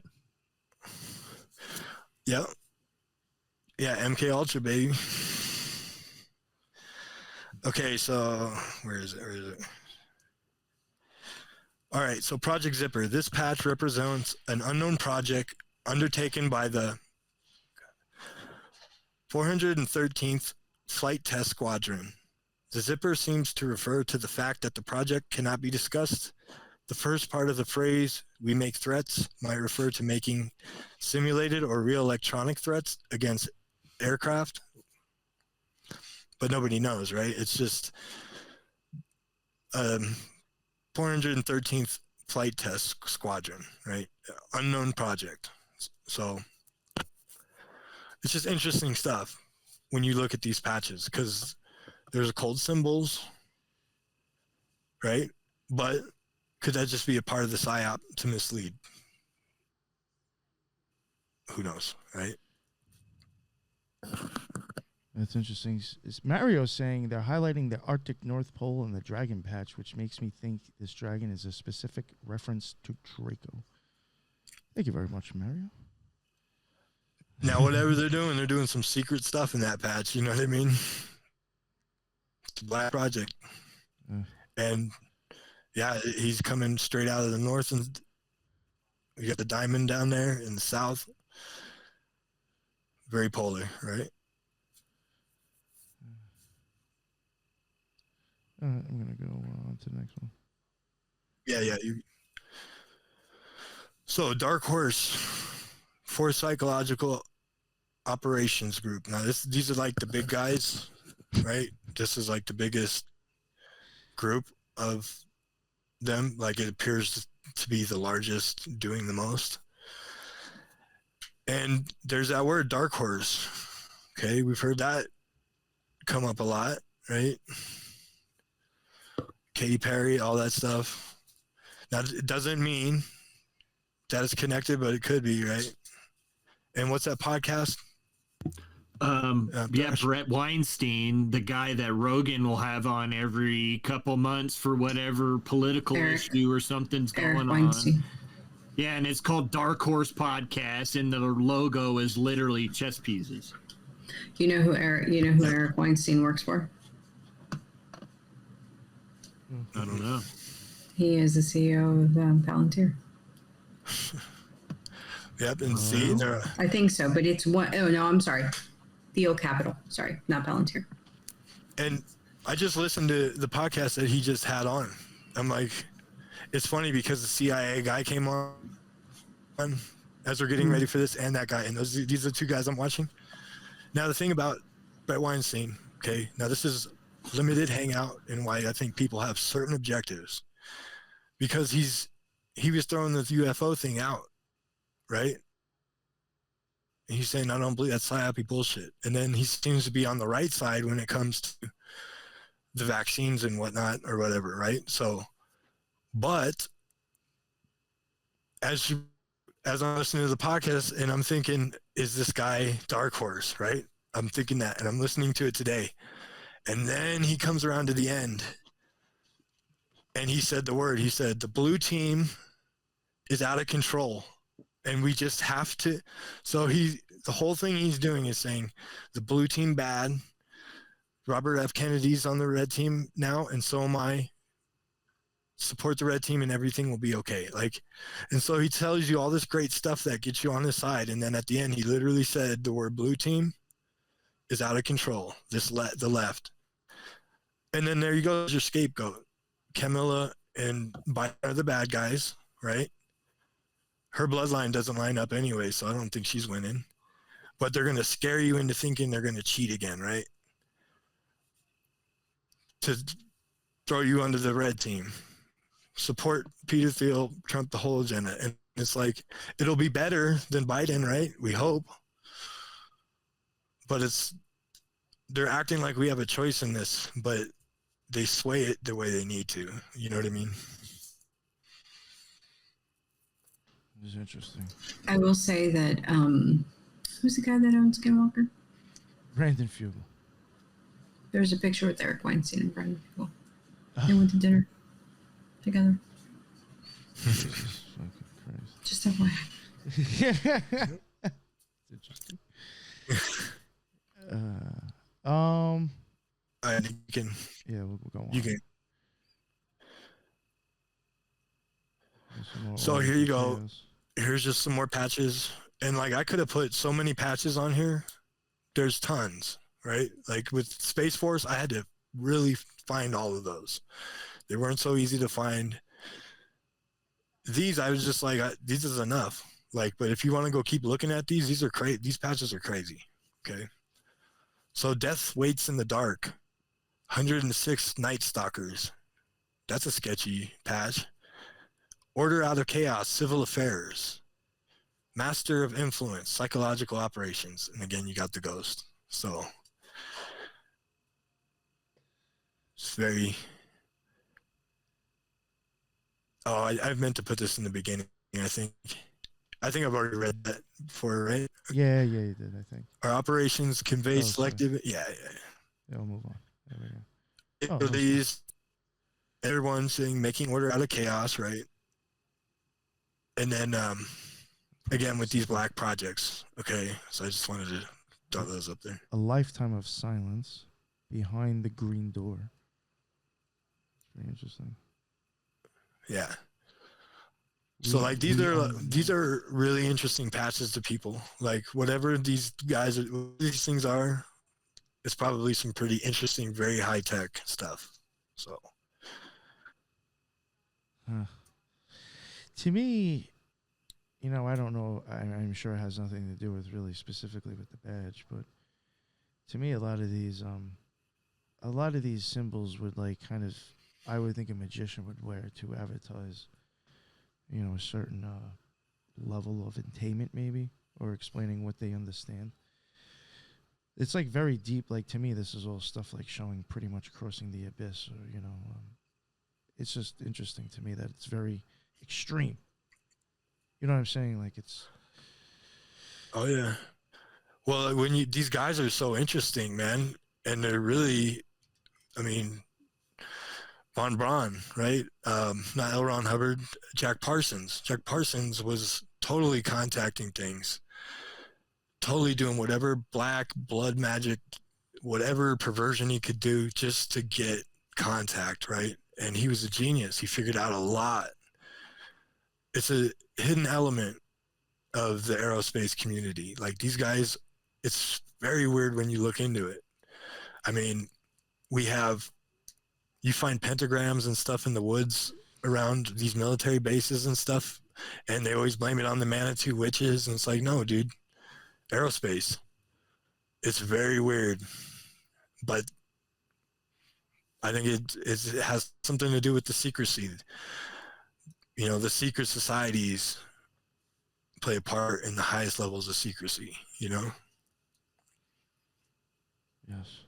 So I'm like stuck on that right ones though. There's like so much going on in there. Yeah, how'd you, he's got, you know, you got the green wizard with the sword, you know what I mean? And it looks like Definitely it even occultist marks stuff and all the good Colorado. stuff. Thank you, man. Doesn't Looks it look like like an it marks underground- Colorado? Yeah, it looks like it's connecting Colorado to Texas to Mexico. Yeah. Interesting. If you look at underground water tables, something interesting to do, you'll see there's giant rivers, Oceans. reservoirs, all kinds of stuff that connect the states that go right under them. All right. Bang. It's interesting. Yes. I was like, Yeah, I'm in the wrong spot. weird. It is. Oh. And it's very, very interesting. And I think we had also mentioned that, I think in one of the Smiley Face episodes, how there was an operation that happened out of Austin, where I think somebody was getting extorted by a girl. I think she was soliciting him or something, or they had a relationship going or something, and then she tried to get money out of him, extort him for certain whatever. And the guy who lived, and it's in the news, so if you can look it up, the guy who I believe he owned a car dealership, he hired a firm to basically do background check. And then when they found out who she was living in Nashville, and that firm hired, what do you call them, mercenaries, ex-military, and they killed her and her boyfriend. And they said that's a common thing, murder for hire.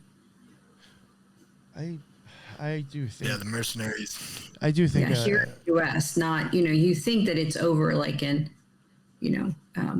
whatever other country, and it's happening here in the States. There's been times that I've covered. Well, that stuff plays into. that I think shows companies that do that. Yeah, I think so too. Well, Boeing, these guys have PIs that are straight up intelligence. And I mean, Boeing just murked somebody, right? I mean, like, it gets really hairy when you're dealing with these high tech, big tech in aerospace. They have goons that are military trained. They get paid better than intelligence agencies, and they work for them. Mm-hmm. Yeah. All right, sir. You got anything else? Thresh, did you want to add anything? No? I could add probably another hour, so probably not. To be honest with you, I didn't think I had that much, but yeah, I could. I haven't even talked about Colonel Alexander or anything. Oh, okay. All right. You could always come back for another one. I think we should. Yes. This Sounds is good like to an Yeah, there's introduction plenty to of go. all the- Like, Right? Mm-hmm. Mm-hmm. It was a good introduction for sure. Yeah. I had no idea that there was different colors of psyops, or that they were Yeah. classified in different ways. It never occurred to me that they were like that. Yeah. It's like when I was looking through it, I was like, oh, this is Yep. interesting. I didn't know this. Yeah. Thank you all. I really and remember appreciate it. that they. Go ahead, Mike. No, you're good, man. Sorry. No, go ahead, Mike. Go Yeah, ahead. Yeah. I started hitting the vape. I don't even remember. You good? The blinker. Well, and the thing is that this is just, we're only talking about psychological operations. We haven't even so much as touched the medical ones or the, pathogenic ones, medical, physiological. Yeah. It was funny. So- Lisa was even like, yo, I want to cover Lyme disease again. Yeah. Well, because it's back in the news, and what Tucker Carlson's all about it now. So Yeah, that's it's why I just was kind of like, interesting how he brought that up. I was like, that of Yeah. all things. it pays now. Yeah, yeah. Well, hey, it's important, but it doesn't stop at Lyme disease. No, it You know what I doesn't. mean? Yeah, yeah. That's the only one that they've allowed us to know about. Yeah. Yes. All right. I guess we'll just wrap it up there then. It's pretty much enough, I think. Mike, thank you so much, man. I always love having you on. Thrash, thank you so much as well. And Lisa, as usual, co-hosting. You know, the other half of the Occult Rejects. I appreciate it. And you know, coming soon, actually. I guess I'll promote this. Me, Thrash, and Mike, and Teresa will be covering a topic on Occult. I don't want to say which one it is yet. And hopefully be recording that in a few weeks. So that's something to look forward to. I think that's going to be like a very fun and interesting one to talk about. It's all sorts of weird shit. And the occultism is prevalent and not even hidden. So it fits the show to an extent. So that should be cool. Yeah. And that's, I guess that's about it for this episode. Thank you, everybody who was in the chat. That's what's up. We had a lot of people here that were here from the beginning. That's cool. Thank you. It was a 2-hour show. I thank you for all the information that was in there. There was a lot of times when I was paying attention. I'm sorry, I just couldn't check the chat. But there was a lot of stuff in there. People, definitely check out the chat if you're catching the replay. And that's the end of another Occult Rejects. And until the next one, everybody be well. Later.